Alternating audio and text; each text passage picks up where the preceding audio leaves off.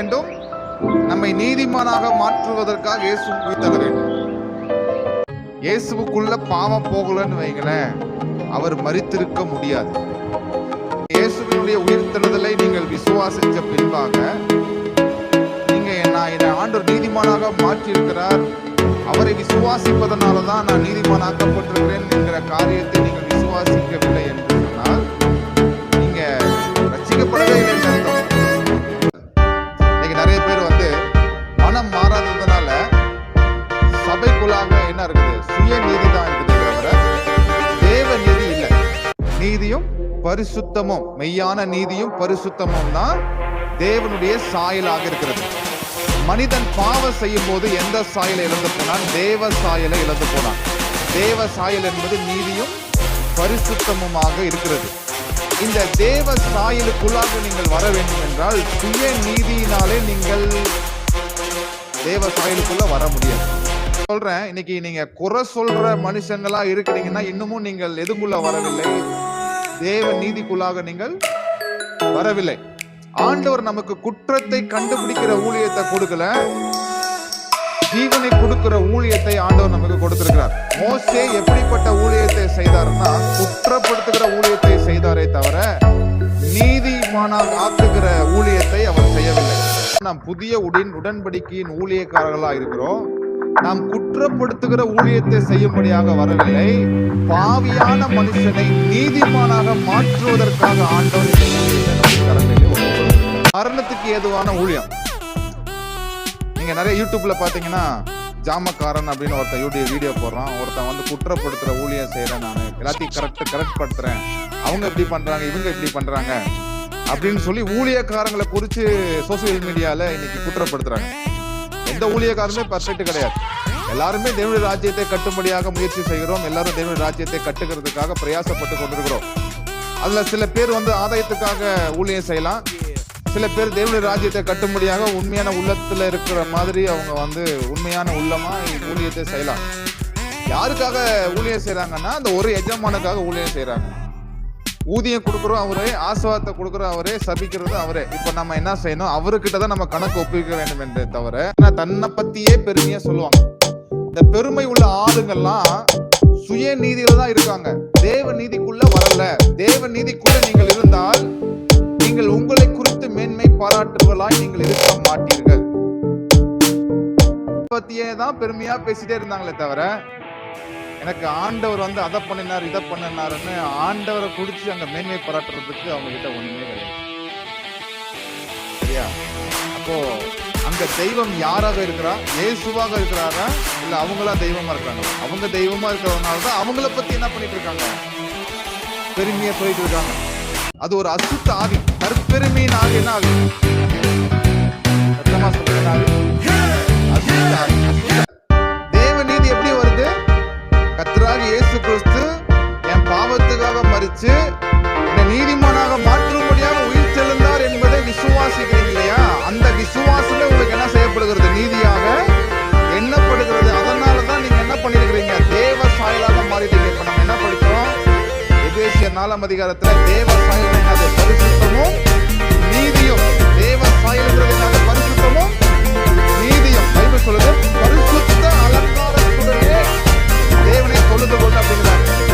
எத்தனை பேர் சுய பரிசுத்தத்துல உட்கார்ந்து சுயமா? சபை என்பது என்ன? ஒரு குடும்பம். சபை என்பது என்ன? ஒரு குடும்பம். ஒரு குடும்பத்துல தாயின் தகப்பன் பிள்ளைங்களா இருக்கிறாங்க. இப்ப தகப்பன் என்ன நினைப்பாரு பிள்ளைகிட்ட? இல்ல நான் படிச்ச படிப்பை விட என் புள்ள கம்மியா தான் படிக்கணும் அப்படின்னு நினைப்பாரா? இல்ல, தகப்பன் என்ன நினைப்பாரு? நான் படிச்சதை விட பிள்ளை என்ன செய்யணும், பெருசா படிக்கணும்னு சொல்லி படிக்க வைக்கிறாங்களா?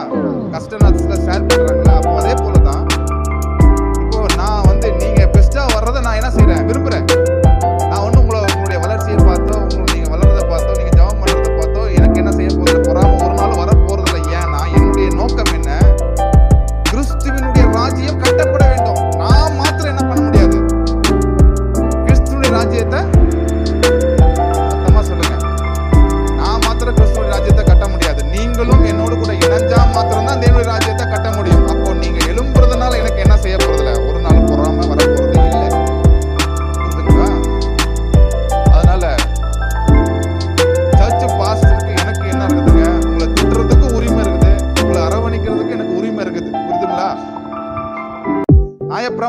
விசுவாச பிரமாணமா? விசுவாச பிரமாணத்தினாலேயே இப்பொழுது நீதிமானாக்கப்பட்டிருக்கிறோம். முதல்ல நம்ம எல்லாம் எப்படி இருந்தோம்? நீங்க சர்ச்சுக்கு வந்துட்டீங்க, வந்து பிரசங்கம் கேட்குறீங்க, போயிட்டு நான் ஒரு பாவிங்க, நான் பாவியில பிரதான பாவின்னு சொல்லி நீங்க உங்களை அறிக்கை செய்றீங்கன்னு, நான் பாவம் செஞ்சிருக்கிறேன், நான் பாவின்னு நீங்க சொல்றீங்க. அப்ப இந்த பாவத்துக்கு காரணம் இயேசுவா? கிறிஸ்துவுக்குள்ள நீதிமானாக்கப்படுவதற்கு நாடுகிற நீங்கள் எப்படி நீதி வருதுன்னா, கிறிஸ்துவை விசுவாசிக்கிறதுனால தான் நீதி வருது. இப்ப உங்க சுய கிரியையினால என்ன வரல? நீதி வரல. இப்போ நீங்க எதை வச்சு உங்களை பாவின்னு சொல்றீங்கன்னா, நீங்க உங்களுடைய கிரிகளை வைத்துதான் நீங்க உங்களை பாவின்னு சொல்லிட்டு இருக்கிறீங்க. நான் வந்து அந்த தப்பு பண்ணிருக்கேன், இந்த தப்பு பண்ணிருக்கேன் சொல்லி சொல்றதுனால உங்களை என்ன பண்ணிட்டு இருக்கீங்க? பாவின்னு சொல்றீங்க. அப்ப இந்த பாவத்துக்கு காரணம் இயேசுவா நீங்களா? ஏன் நீங்க அதை சொல்றீங்கன்னா, இயேசு செஞ்ச என்ன பண்ணல? விசுவாசிக்கல. ஆமென். எதை விசுவாசிக்கல?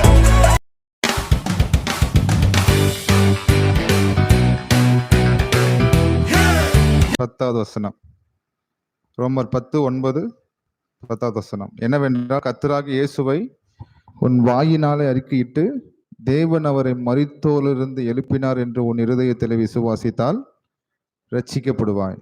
நீதி உண்டாக இருதயத்திலே விசுவாசிக்கப்படும், ரட்சிப்பு உண்டாக வாயினாலே அறிக்கை பண்ணப்படும்.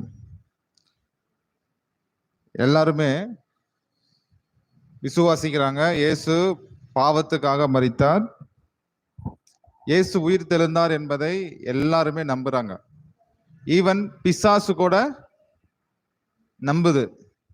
இயேசு உயிர் தெழுந்தார் என்பதை பிசாசும் விசுவாசிக்குது.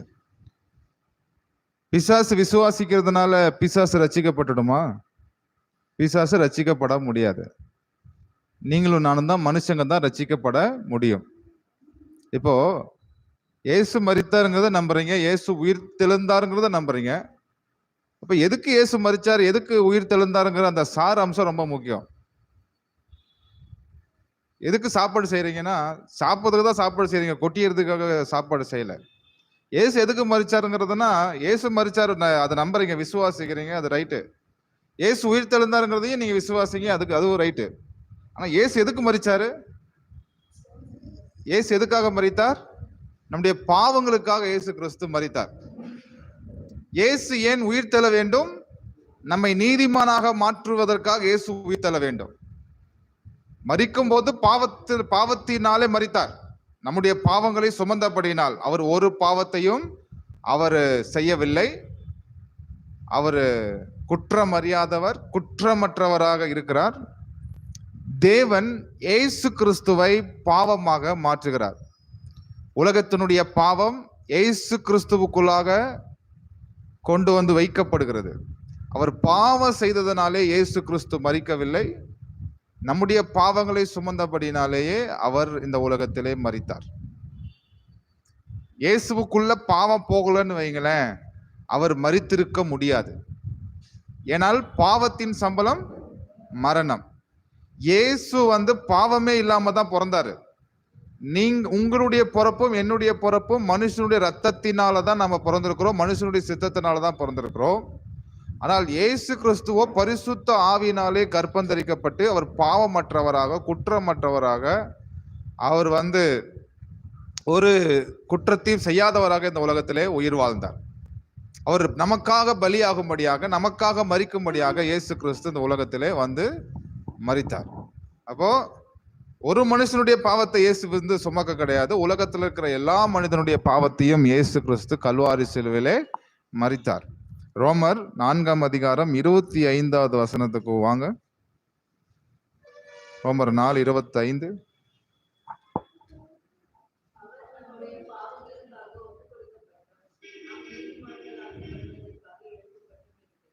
இப்ப இதுதான் ரொம்ப முக்கியம், இந்த கான்செப்ட் ரொம்ப முக்கியம். நீங்க இயேசுவினுடைய உயிர்த்தெழுதலை நீங்கள் விசுவாசிச்ச பின்பாக, நீங்க என்ன ஆண்டவர் நீதிமானாக மாற்றி இருக்கிறார், அவரை விசுவாசிப்பதனாலதான் நான் நீதிமான் ஆக்கப்பட்டிருக்கிறேன் என்கிற காரியத்தை நீங்கள் விசுவாசிக்கவில்லை என்று சொன்னால் நீங்க ரட்சிக்கப்படவே இல்லை என்று அர்த்தம். இயேசுவை விசுவாசிக்கிறதுனா அவர் மரிச்சாரு, எனக்காக உயிர் தெழுந்தாருங்கிறத நீங்க விசுவாசிக்கிற நீங்க என் பாவத்துக்காக மறிச்சு என் பாவத்தை ஒன்றுமில்லாமாக்கி என் பாவத்தை முற்றிலுமாக மன்னித்து விட்டார். இயேசு கிறிஸ்து எனக்கு நித்திய மீட்பை உண்டு பண்ணியிருக்கிறார். நித்தம் என்றால் என்றென்றைக்கும், மீட்பு என்றால் பாவ மன்னிப்பு.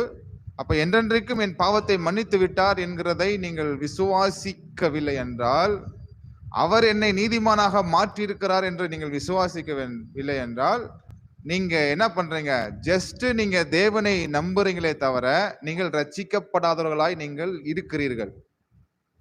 நீங்க மதம் தான் மாறி இருக்கிறீங்க, மனம் மாறவில்லை. மனம் தான் ரொம்ப முக்கியம். மனம் மாறுறதுதான் ரொம்ப அவசியமா இருக்குது. இப்போ மனம் மாறிட்டா கிறிஸ்துவங்களுடைய உள்ளத்துல என்ன இருக்காது? ஜாதி வித்தியாசம் பார்க்கிற தன்மை இருக்காது, வேறுபாடு பார்க்கறதுக்கு இருக்காது. ஆண் என்றும் இல்லை, பெண் என்றும் இல்லை, எல்லாரையும் ஆண்டவர் ஈக்குவலாக கொண்டு வந்து வச்சிட்டார். இன்னைக்கு நிறைய பேர் மனம் மாறாததுனால சபைக்குள்ளாக என்ன இருக்குது? சுய நீதி தான் இருக்குது தவிர தேவ நீதி இல்லை. சுய நீதினா என்னங்கிறத நம்ம பார்ப்போம். இப்போ சபையில பெண்கள் பிரசங்கம் பண்ணக்கூடாது அப்படின்னு சொல்லி சொல்லுவாங்க. பவுல் ஒரு இடத்துல பெண்கள் சபையில பேசக்கூடாது அப்படின்னு சொல்லி சொல்லிட்டார். பெண்கள் சபையில பேசக்கூடாது அப்படின்னா, ஃபார் எக்ஸாம்பிள், இப்போ ஒருத்தன் புருஷனும் பொண்டாட்டியும் தண்ணியில துணி துவைச்சிட்டு இருக்காங்க, ஆத்துல துணி துவைச்சிட்டு இருக்காங்க. திடீர்னு கணவன் துணி அலசும் போது கணவன் தண்ணியோட போறாரு. இப்ப பெண்கள் கணவனை காப்பாற்றக்கூடாதுன்னு அப்படின்னு ஏதாவது சட்டம் இருக்குதா? கணவன் தண்ணியோட போகும்போது அந்த பொம்பளை என்ன செய்யலாம்? துணி எடுத்து போட்டு, சிலை எடுத்து போட்டு காப்பாத்தலாம். அப்போ பெண்கள் காப்பாத்தலாம், ஆனா சர்ச்சில் மாத்திரம் என்ன செய்யக்கூடாது? பிரசங்கம் பண்ணக்கூடாது அப்படின்னு சொல்லி சொல்றாங்க. இப்போ பாருங்க, ஆண் என்றும் கிடையாது, பெண் என்றும் கிடையாது, எல்லாத்தையுமே என்ன பண்ணிட்டார்? ஆண்டவர் சரி சமமாக வைத்து விட்டார். பெண்கள் மூலியமாகவும் தேவன் என்ன பண்றாரு? கிரியை செய்யறார். ஆனா நிறைய பேர்த்துக்குள்ள ஏன் இந்த மாதிரியான எண்ணங்கள் உண்டாது? பெண்கள் பிரசங்கம் பண்ணக்கூடாது, நாங்க மேல் ஜாதி, நாங்க கீழ் ஜாதி, நாங்க பணக்கார கிறிஸ்தவங்க, நீங்க ஏழை கிறிஸ்தவங்க, நீங்க நகை போட்ட கிறிஸ்தவங்க, நாங்க நகை போடாத கிறிஸ்தவங்க, ஏன் இந்த மாதிரியான பாடுபாகெல்லாம் உண்டா இருக்குது அப்படின்னு சொன்னா, அவங்க என்ன செய்யல? மனம் மாறவில்லை, அவங்க ரட்சிக்கப்படலை. அவர்கள் எல்லாருமே மதம் தான் மாறி இருக்கிறாங்க. ஓகேவா? நீங்களும் நானும் மனம் மாற வேண்டும், ரட்சிக்கப்பட வேண்டும். உள்ளான மனசாட்சிக்குள்ளாக, கான்சென்ஸுக்குள்ளாக இதெல்லாம் என்ன செய்யப்பட வேண்டும்? சுத்திகரிக்கப்பட வேண்டும். அது எப்ப சுத்திகரிக்கப்பட முடியும்? நீங்கள் முற்றிலுமாக மனம் மாறி இருந்தால் பரிசுத்த ஆவியானவர் உங்களுடைய உள்ளத்தை கழுவுகிறவராய் இருக்கிறாரு. அந்த பொல்லாத சிந்தனைகளை உங்களுடைய இருதயத்தை விட்டு நீக்கி போடுகிறவரா இருக்கிறார். நிறைய பேர்த்துக்குள்ள ரட்சிக்கப்பட்டிருந்தாலும் அவங்களுக்குள்ள பாவ எண்ணங்கள் பாருங்க, பழைய சுபாவங்கள் அப்படியே ஒட்டிக்கிட்டே இருக்கும்.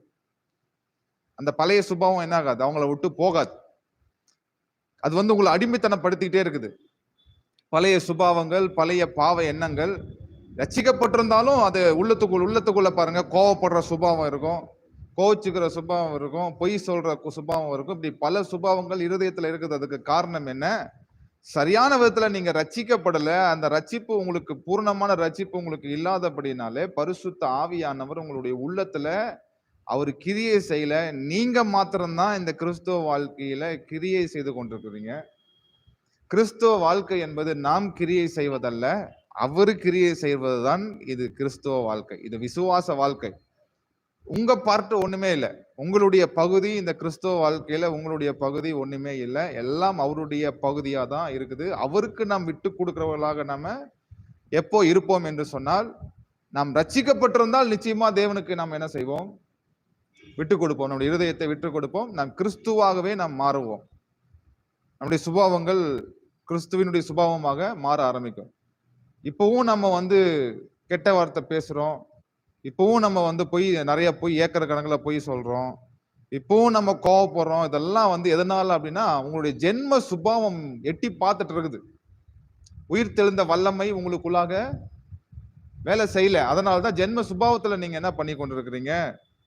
வாழ்ந்து கொண்டிருக்கிறீங்க. இப்ப நீங்க என்ன செய்யணும்? பாவத்தை மேற்கொள்வதற்கு நான் என்ன செய்ய வேண்டும் என்றால், இயேசு கிறிஸ்துவினுடைய உயிர்த்தெழுந்த வல்லமையை நீங்கள் விசுவாசிக்க வேண்டும். இயேசு என் பாவத்துக்காக மரித்தார் என்பதை நான் விசுவாசிக்க வேண்டும். என்னை நீதிமானாக மாற்றினார் என்கிறதை நான் விசுவாசிக்க வேண்டும். இதுக்காக தான் இயேசு உயிர்த்தெழுந்தார். இயேசு எதற்காக உயிர்த்தெழுந்தார்? நீங்கள் அவரோடு கூட மரித்தீர்கள், அவரோடு கூட நீங்கள் உயிர் தெழுந்தீர்கள். பிழைப்பது நீங்கள் அல்ல, மகிமையின் நம்பிக்கையாக கிறிஸ்து உங்களுக்குள்ளாக என்ன செய்கிறார்? வாசம் பண்ணுகிறார். நீங்க ஆல்ரெடி டெட் ஆயிட்டீங்க. நீங்க இப்ப இல்ல, நீங்க வந்து உயிரோடு இல்ல, இயேசு தான் இப்ப உயிரோட இருக்கார். இயேசு வந்து உங்களுக்கு என்ன நீதியை கொடுத்திருக்காரு அப்படின்னா, தேவனுடைய நீதியை உங்களுக்கு கொடுத்திருக்கிறார்.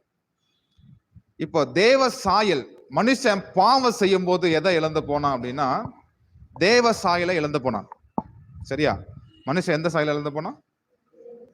எபேசியர் 4 அதிகாரம் 23, எபேசியர் 4 அதிகாரம் 22, 23, 24. அந்தபடி முந்தின நடக்கைக்குரிய மோசம் போக்கும் இச்சைகளினாலே கெட்டு போகிற பழைய மனுஷனை நீங்கள் களைத்து போட்டு உங்கள் உள்ளத்திலே புதிதான ஆவி உள்ளவர்களாகி மெய்யான நீதியிலும் பரிசுத்தத்திலும் தேவனுடைய சாயலாக சிருஷ்டிக்கப்பட்ட புதிய மனுஷனை தரித்து கொள்ளுங்கள். அப்ப இங்க தேவ சாயல் என்பது எது? கவனிக்கிறீங்களா? தேவ சாயல்னா என்ன சொல்லுதுங்க? நீதியும் பரிசுத்தமும், மெய்யான நீதியும் பரிசுத்தமும் தான் தேவனுடைய சாயலாக இருக்கிறது. மனிதன் பாவம் செய்யும் போது எந்த சாயலை இழந்து போனான்? தேவ சாயலை இழந்து போனான். தேவ சாயல் என்பது நீதியும் பரிசுத்தமுமாக இருக்கிறது. இந்த தேவ சாயலுக்குள்ளாக நீங்கள் வர வேண்டும் என்றால் சுய நீதியினாலே நீங்கள் தேவ சாயலுக்குள்ள வர முடியாது. சுயநீதிக்காரங்க எல்லாருமே எப்படி தெரியுமா இருப்பாங்க? நான் செய்யறது தான் ரைட்டு, மற்றவன் செய்யறது தப்பு, நான் தான் கரெக்டா முடிவெடுப்பேன். அவங்களுக்குள்ள அந்த பெருமையின் ஆவி இருக்கும். நான் தான் கரெக்ட், மற்றவங்க எல்லாமே தப்புங்கிற அந்த ஜட்ஜ்மெண்ட்டுக்குள்ள வருவாங்க. எப்ப பார்த்தாலும் குற்றப்படுத்திக்கிட்டே இருப்பாங்க. நம்மளை பார்க்கும் போதே எப்படிதான் பார்ப்பாங்கன்னா குற்றவாளியா தான் பார்ப்பாங்க. நான் டிவி பார்க்கல, ஆனா இந்த சிஸ்டர் டிவி பார்க்கறாங்க, இவங்க தவறு செஞ்சிருக்காங்க, இவங்க வந்து பொய் சொல்லியிருக்கிறாங்க, இவங்க அந்த தவறு பண்ணியிருக்காங்க, இந்த தவறு பண்ணியிருக்காங்கன்னு எப்ப பார்த்தாலும் என்னதான் பண்ணுவாங்க? குறை சொல்லிக்கிட்டே தான் இருப்பாங்க. நான் சொல்றேன், இன்னைக்கு நீங்க குறை சொல்ற மனுஷங்களா இருக்கிறீங்கன்னா இன்னமும் நீங்கள் எதுக்குள்ள வரவில்லை? தேவ நீதிக்குள்ளாக நீங்கள் வரவில்லை. ஆண்டவர் நமக்கு குற்றத்தை கண்டுபிடிக்கிற ஊழியத்தை கொடுக்கல, ஜீவனை கொடுக்கிற ஊழியத்தை ஆண்டவர் நமக்கு கொடுத்திருக்கிறார். மோசே எப்படிப்பட்ட ஊழியத்தை செய்தார்னா, குற்றப்படுத்துகிற ஊழியத்தை செய்தாரே தவிர நீதிமானாக ஆக்குகிற ஊழியத்தை அவர் செய்யவில்லை. ஆனா பழைய வழி எப்படி இருக்குது? 2 கொரிந்தியர்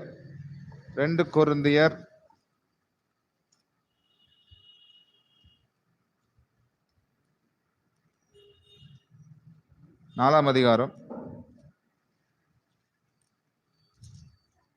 2 கொரிந்தியர் 3 அதிகாரம்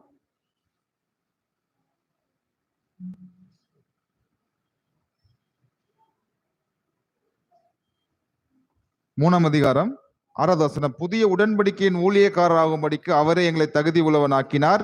அந்த உடன்படிக்கை எழுத்துக்குரியதாயிராமல் ஆவிக்குரியதா இருக்கிறது. எழுத்து கொள்ளுகிறது, ஆவியை உயிர்ப்பிக்கிறது. எழுத்தினால் எழுதப்பட்ட கற்பலகளில் பதிந்திருந்த மரணத்துக்கு ஏதுவான ஊழியத்தை செய்த மோசேயினுடைய முகத்திலே மகிமை பிரகாசம் உண்டானபடியால் இஸ்ரவேல் புத்திரர் அவன் முகத்தை நோக்கி பார்க்க கூடாது இருந்தார்களே. ஒளிந்து போகிற மகிமை உடைய அந்த ஊழியம் அப்படிப்பட்ட மகிமை உள்ளதா இருந்தால் ஆவிக்குரிய ஊழியம் எவ்வளவு அதிக மகிமை உள்ளதா இருக்கும்? ஆக்கினை தீர்ப்பு கொடுக்கும் ஊழியம் மகிமை உள்ளதா இருந்தால் நீதியை கொடுக்கும் ஊழியம் அதிக மகிமை உள்ளதா இருக்குமே. இப்படியாக மகிமைப்பட்டிருந்த அந்த ஊழியம் இந்த ஊழியத்திற்கு உண்டாயிருக்கிற சிறந்த மகிமைக்கு முன்பாக மகிமைப்பட்டது அல்ல. அன்றியும் ஒளிந்து போவதே மகிமை உள்ளதா இருந்ததானால் நிலைத்திருப்பது அதிக மகிமை உள்ளதா இருக்குமே. நாங்கள் இப்படிப்பட்ட நம்பிக்கையை உடையவர்களானதால் மிகவும் தாராளமாய் பேசுகிறோம். ஒளிந்து போவதின் முடிவை இஸ்ரவேல் புத்திரர் நோக்கி பாராதபடிக்கு மோசே தன் முகத்தில் முக்காடி கொண்டது போல நாங்கள் போடுகிறது இல்லை. அவருடைய மனது கடினப்பட்டது. இந்நாள் வரைக்கும் பழைய ஏற்பாடு வாசிகள் அந்த முக்காடு நீக்கப்பட்டிருக்கிறது. அது கிறிஸ்துவினாலே நீக்கப்படுகிறது. மோசையின் ஆகமங்களில் வாசிக்கப்படும் போது இந்நாள் வரைக்கும் முக்காடு அவர்கள் இருதயத்தில் இருக்கிறதே. அவள் கர்த்தரிடத்தில் மனம் திரும்பும் போது அந்த முக்காடு எடுபட்டு போகும். மோசே எப்படிப்பட்ட ஊழியத்தை செய்தார்? குற்றப்படுத்துகிற ஊழியத்தை செய்தார். நியாய பிரமாணம் என்ன பண்ணுது? ஒரு மனுஷனை குற்றப்படுத்துது. நீ அந்த தப்பு பண்ணிட்ட, நீ பாவம் பண்ணின, நீ வந்து பொய் பேசின, நீ டிவி பார்த்த, நீ ஜுவல்ஸ் போட்டுட்டு வந்த, நீ வந்து கலர் துணி போட்டுட்டு வந்தன்னு சொல்லி இப்படி என்ன செய்வாங்கன்னா, ஒரு மனுஷங்க கிட்ட இருக்கக்கூடிய குறைகளை மாத்திரம்தான் அவங்க ஃபைண்ட் அவுட் பண்ணுவாங்களே தவிர, அவங்களுக்குள்ள இருக்கக்கூடிய நிறைவை ஒரு நாளும் பார்க்க மாட்டாங்க. ஆனால் நாம் எப்படிப்பட்ட ஊழியத்தை செய்கிறவர்களாக தேவன் நம்மளை தெரிந்து கொண்டார் என்றால், நாம் புதிய உடன்படிக்கையின் ஊழியக்காரர்களாக இருக்கிறோம். நாம் குற்றப்படுத்துகிற ஊழியத்தை செய்யும்படியாக வரவில்லை. பாவியான மனுஷனை நீதிமானாக மாற்றுவதற்காக ஆண்டவர் இந்த ஊழியத்தை நம்முடைய கரங்களிலே ஒப்பு கொடுத்திருக்கிறார். இங்க இருக்கிற யாராவது பூரணர்களா நீங்க இருக்கிறீங்களா? யாராவது பூரணமா இருக்கிறீங்களா? நான் வந்து பர்ஃபெக்டா இருக்கிறேன் பாஸ்டர். எந்த சபையுமே பர்ஃபெக்ட் கிடையாது. நம்முடைய சர்ச் மாத்திரம் இல்ல, இந்த உலகத்துல இருக்கிற எந்த சபையுமே பர்ஃபெக்ட் கிடையாது. ஒரே ஒரு ஆள் மட்டும் தான் பர்ஃபெக்ட். அது யாருன்னா இயேசு கிறிஸ்து மாத்திரம் தான் பர்ஃபெக்ட். ஒரு விபச்சார பெண் வராங்க. விபச்சார பெண் வந்து கையும் களவுமாக பிடிக்கப்பட்ட ஒரு பெண்ணு. கல் எடுத்து அடிச்சு கொலை பண்றதுக்காக துரத்திக்கிட்டே வராங்க. 4 ஊர் மக்கள்லாம் துரத்திட்டு வராங்க. ஏசு கிறிஸ்து போயிட்டு அந்த இடத்துல ஏசு வந்து உக்காந்து ஏதோ எழுதிட்டு இருக்கிறாரு. தலையை குமிஞ்சு எழுதிட்டு இருக்காரு. அந்த விபச்சார பெண்ணை கூட்டிட்டு வந்து ஏசுக்கு முன்னாடி நிறுத்து, நீ ஒரு போதகர் தானே, நீ இங்க வந்து என்ன தீர்ப்பு கொடுக்க போறீங்க? இந்த பொம்பளை வந்து கையும் மெய்யுமாக விபச்சாரத்திலே பிடிக்கப்பட்டாலே இவளுக்கு என்ன தீர்ப்பு கொடுக்க போறீங்க அப்படின்னு சொல்லி கேட்கும் போது ஏசு கிறிஸ்து என்ன பண்ணாராமா, கீழே குமிஞ்சு எழுதிட்டு இருந்தாராம். என்ன எழுதினாருன்னு தெரியுங்களா? என்ன எழுதினாருன்னு தெரியாது. ஆனா என்னுடைய வியூகம் என்ன அப்படின்னா, ஒவ்வொருத்தருடைய பாவத்தையும் 5:30 மணிக்கு நீ என்ன பாவம் பண்ணுன, 6:30 மணிக்கு என்ன பாவம் பண்ணு, டைமிங் முதல் கொண்டு என்ன பண்ணிருக்காரு ஏசு கிறிஸ்து தரையில குமிஞ்சு எழுதியிருக்காரு. அதனாலதான் ஒவ்வொருத்தரா கலந்து போயிட்டாங்க. உங்களில் பாவம் இல்லாதவன் முதல்ல நீங்க என்ன செய்யணும், கல் எடுத்து அடிச்சு கொலை செய்யுங்க அப்படின்னு சொல்றாரு. அப்போ அதை சொல்லிட்டு கீழே என்ன பண்றாரு, கீழே குமிஞ்சு நீ இத்தனை மணிக்கு இந்த பாவம் பண்ணப்பா, இத்தனை மணிக்கு இந்த பாவம் செஞ்சப்பான்னு சொல்லி ஏசு எழுதிக்கிட்டே இருக்கிறாரு. எல்லாரும் துண்டை காணா துணியை காணான்னு சொல்லிட்டு போயிட்டாங்க. இப்போ ஏசு சொல்றாரு, ஆண்டவரே அப்படின்னு சொல்லி விபச்சார பெண்ணை சொல்லும் போது, இனிமே நீ இந்த பாவத்தை செய்யாத, நீ போ, நான் மன்னிச்சுட்ட போ அப்படின்னு சொல்லி அனுப்பிச்சிட்டாரு. அன்னைக்கு அந்த பொம்பளை மாறினவ தான்.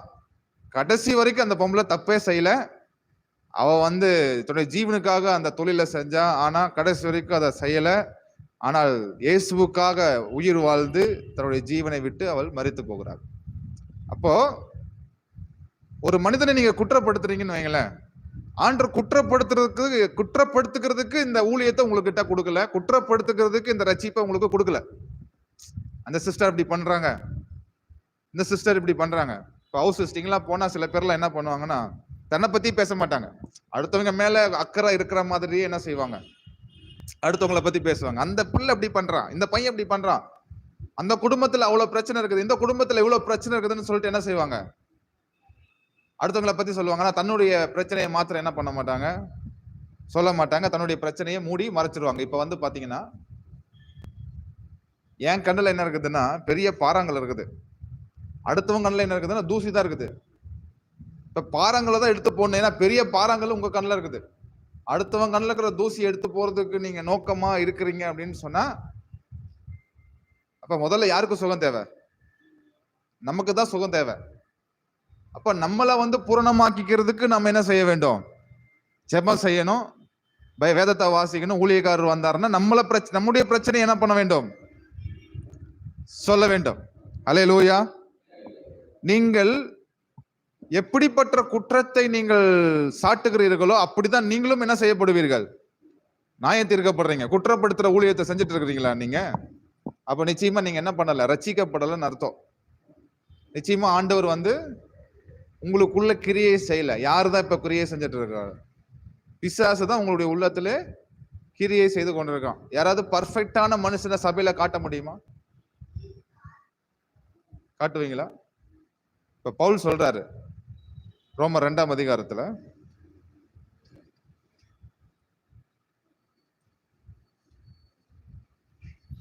ரோமர் 2ஆம் அதிகாரம் 1 வசனம், ஆகையால் மற்றவர்களை குற்றவாளியாக தீர்க்கிறவனே நீ யாரானாலும் சரி, போக்கு சொல்ல உனக்கு இடமில்லை. நீ குற்றமாக தீர்க்கிறவைகள் எவைகளோ அவைகளையே நீ செய்கிறபடியால் நீ மற்றவர்களை குறித்து சொல்லுகிற தீர்ப்பினாலே உன்னைத்தானே குற்றவாளியாக தீர்க்கிறாய். இப்படி செய்கிறவர்களை இப்படிப்பட்டவைகளை செய்கிறவர்களுக்கு தேவனுடைய நியாய தீர்ப்பு சத்தியத்தின்படியே இருக்கிறது என்று அறிந்திருக்கிறோம். மற்றவங்களை குற்றப்படுத்துற நீங்களும் அதே மாதிரி செஞ்சிட்டீங்க. அதனால்தான் நீங்க அடுத்தவங்களை குற்றப்படுத்தும் போது, தவறுன்னு சுட்டி காட்டும் போது அவங்கள குற்றவாளியாக தீர்க்கிறதுக்கு முன்பாகவே உங்களை நீங்களே என்ன பண்ணிட்டீங்க? குற்றவாளியாக தீர்த்து விட்டீர்கள். ஹல்லேலூயா. இப்ப நான் என்ன பண்ணக்கூடாது? அடுத்தவங்களை குற்றப்படுத்த கூடாது, அடுத்தவங்களை நியாயம் தீர்க்கப்படக்கூடாது. ஒருத்தன் தவறு செய்யறான் அப்படின்னு சொன்னா அவனுக்காக நீங்க என்ன பண்ணணும்?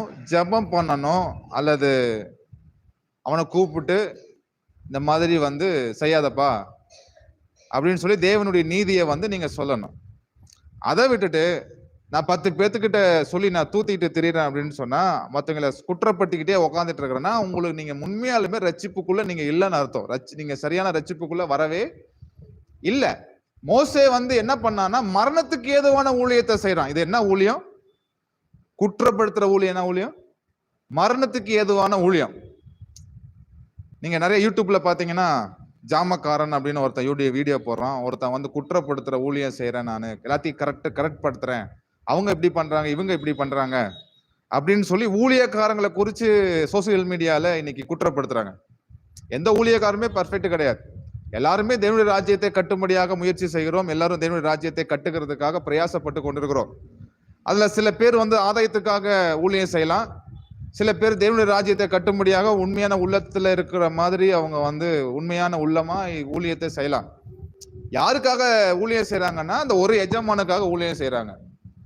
ஊதியம் கொடுக்குறோம் அவரே, ஆசீர்வாதத்தை கொடுக்குறோம் அவரே, சபிக்கிறது அவரே. இப்ப நம்ம என்ன செய்யணும்? அவர்கிட்ட தான் நம்ம கணக்கு ஒப்புவிக்க வேண்டும் என்றே தவிர நாம் யாரையுமே குற்றப்படுத்த கூடாது. எந்த ஊழியக்காரரையும் நாம் குற்றப்படுத்த கூடாது. ஏன்னா குற்றப்படுத்துகிற அதிகாரம் யாருக்கிட்ட தான் இருக்குது? இயேசு கிட்ட தான் இருக்குது. அப்ப முதல்ல குற்றப்படுத்துற ஆளே என்ன கிடையாது? சரி கிடையாது. அப்போ நான் சோசியல் மீடியால ஒரு பாஸ்டரை, ஒரு பிரசங்கியார நான் குற்றப்படுத்துறேன் அப்படின்னா நானே என்ன பண்ணிக்கிறேன்? காரி துப்பிக்கிறேன்.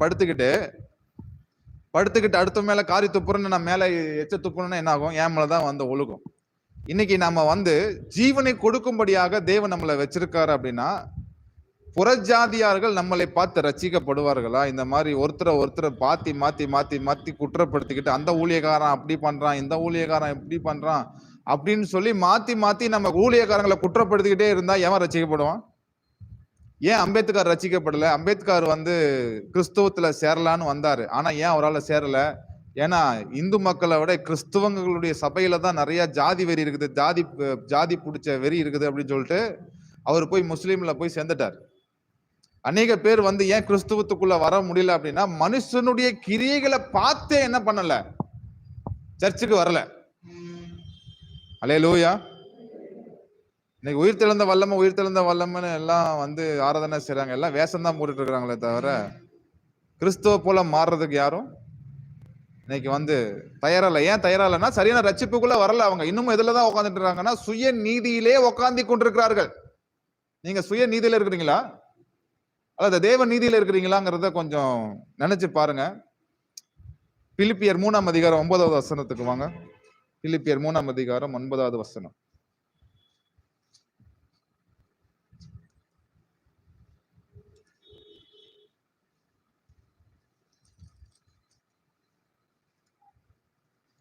நான் கிறிஸ்துவை ஆதாயப்படுத்திக் கொள்ளும்படிக்கும் நியாயப்பிரமாணத்தினால் வருகிற சுய நீதியை உடையவனாயிராமல் கிறிஸ்துவை பற்றும் விசுவாசத்தினால் வருகிறதும் விசுவாசம் மூலமாய் தேவனால் உண்டாயிருக்கிறதுமான நீதியை உடையவனாயிருந்து கிறிஸ்துவுக்குள் இருக்கிறவன் என்று காணப்படும்படிக்கு, நான் கிறிஸ்துவை ஆதாயப்படுத்திக் கொள்ளும்படிக்கு நியாயப்பிரமாணத்தினால் வருகிற சுய நீதியை உடையவனாயிராமல். சரியா? நியாயப்பிரமாணத்தினால் என்ன நீதி வருது? சத்தமா சொல்லுங்க. என்ன நீதி வருது? சுய நீதி வருது. இப்போ கிறிஸ்துவை பற்றும் விசுவாசத்தினாலே வருகிறதும் விசுவாசம் மூலமாய் தேவனால் உண்டாயிருக்கிறதுமான நீதியை உடையவனா இருந்து கிறிஸ்துவுக்குள் இருக்கிறவன் என்று காணப்படும் படிக்க. நீங்க கிறிஸ்துவுக்குள்ள எப்ப இருக்கிறீங்க? தேவ நீதியை நீங்கள் உடையவர்களா இருந்தாதான் நீங்கள் கிறிஸ்துவுக்குள்ள இருக்கிறீங்க. சுய நீதியை உடையவர்களாக இருந்தால் பேர் வேணா நீங்க வந்து ஜாக்லின் வச்சுக்கலாம், ஜான்னு வச்சுக்கலாம், பீட்டர்னு வச்சுக்கலாம், பாலுன்னு வச்சிருக்கலாம். ஆனா நீங்க அது எங்க இல்ல, கிறிஸ்துவுக்குள்ள நீங்க இல்ல. புரியுதுங்களா? பாஸ்டர் நான் ஞானஸ்தானம் எடுத்துட்டேன் பாஸ்டர், நான் பந்தி எடுத்துட்டேன் பாஸ்டர், அதனால நான் பரலோகத்துக்கு போயிருவேன், ஏன்னா நான் நல்லவனா வாழ்ந்திருக்கிறேன். நிறைய பேர் பாத்தீங்கன்னா தன்னை பத்தியே பெருமையா சொல்லுவாங்க. இந்த பெருமை உள்ள ஆளுங்கள்லாம் சுய நீதியில தான் இருக்காங்க, தேவ நீதிக்குள்ள வரல. தேவ நீதிக்குள்ள நீங்கள் இருந்தால் நீங்கள் உங்களை குறித்து மேன்மை பாராட்டுவர்களாய் நீங்கள் இருக்க மாட்டீர்கள். எத்தனை பேர் பெருமை அடிக்கிறவர்களா இருக்கிறீங்க? தற்பெருமை உள்ளவர்களா எத்தனை பேர் இருக்கிறீங்க? நான் செஞ்ச சூப்பரா இருக்கும், நான் வந்து ஜெபம் பண்ணதுனாலதான் ஆண்டவர் அந்த அற்புதத்தை செஞ்சாரு. தன்னுடைய ஜெபத்தை குறித்து ஆண்டவர் வந்து அவங்க பாத்தீங்கன்னா மேன்மை பாராட்டுவாங்க. ஏன் ஆண்டவர் அந்நிய பாஷையை கொடுத்தாருன்னா, ஜெபம் பண்ணது கூட இப்படிதான் பேசுறாங்கன்னா பெருமையா பேசுறாங்க. நான் ஜெபம் பண்ணதுனாலதான் ஆண்டவர் அந்த அற்புதம் பண்ணாங்க. ஒரு சிஸ்டர் வந்து சொல்றாங்க, என்ன அமெரிக்கால கூப்பிட்டாங்க, ஆஸ்திரேலியால கூப்பிட்டாங்க, நாகர்கோயில கூப்பிட்டாங்க, ஆனா யாரும் கூப்பிடல, அங்கேதான் இருக்கிறாங்க. ஆனா என்ன அங்க கூப்பிட்டாங்க எங்க கூப்பிட்டாங்கன்னு ஒரே பெருமையா தான் என்ன பண்ணுது, அதை பேசிட்டு உட்காந்துட்டு இருக்குது. ஆனா ஒன்னும் இல்லை. ஏன் அந்த மாதிரி தற்பெருமை அடிக்கிறோம் அப்படின்னா, இன்னமும் என்ன செய்யல? ஹலோ, ஏன் தற்பெருமை அடிக்கிறோம்? தேவ நீதியில இருக்கிறீங்களா, சுயநீதியில இருக்கிறீங்களா? சுயநீதியில இருக்கிறீங்க. இந்த லண்டன் டேஸ் இருந்தாங்க பாருங்க, ஒரு வீட்டுக்கு போயிருந்தேன், வேற சர்ச்சுக்கு போற குடும்பம். அவங்க வந்து வெறும் டீ மாத்திரம் தான் வச்சு கொடுத்தாங்க. அந்த டீயுமே நான் எதிர்பார்க்கல, ஏன்னா டீயே நான் குடிக்கல. டீயை குடிச்சு எல்லாம் வெள்ள முடி ஆகி போயிடுச்சு. ஒரு டீ குடிச்சா பரவாயில்ல, ஆரம்பத்துல வந்து பாத்தீங்கன்னா ஒரு நாளைக்கு 20-30 டீ உள்ள போனா என்ன ஆகும்? எல்லாம் பித்தம் தான் உண்டாகும். பித்த நிறைய மாதிரி ஆகி போயிடுச்சு. அதனால டீயே எதிர்பார்க்கறது இல்லை. அங்க போனா, பாஸ்டர் நாங்கெல்லாம் லந்து டேஸ்ல ஃபாஸ்டிங் இருக்கிறோம் பாஸ்டர், கோச்சுக்காதீங்க, நாங்க கறி சாப்பிட்றதில்ல, நைட்டு தான் நாங்க வந்து என்ன பண்ணுவோம், சாப்பாடு சாப்பிடுவோம். சரிங்க, நைட்டு தான் சாப்பிடுவீங்க, நைட்டு தான் வந்து எல்லாமே செய்வீங்க, இப்ப என்னங்க பண்றீங்க? இல்லைங்க கொஞ்சம் ஒர்க் இருக்குது, கொஞ்சம் வெளியே கிளம்பிட்டு இருக்கிறோம். ஏங்க உபவாசம் இருந்தா உட்காந்து ஜெபம் பண்ணலங்க. எங்கங்க உபவாசம் இருந்து ஜெபம் பண்றதுக்கு எங்கங்க நேரம் இருக்குது? சரி, எதுக்காக உபவாசம் இருக்கிறீங்க?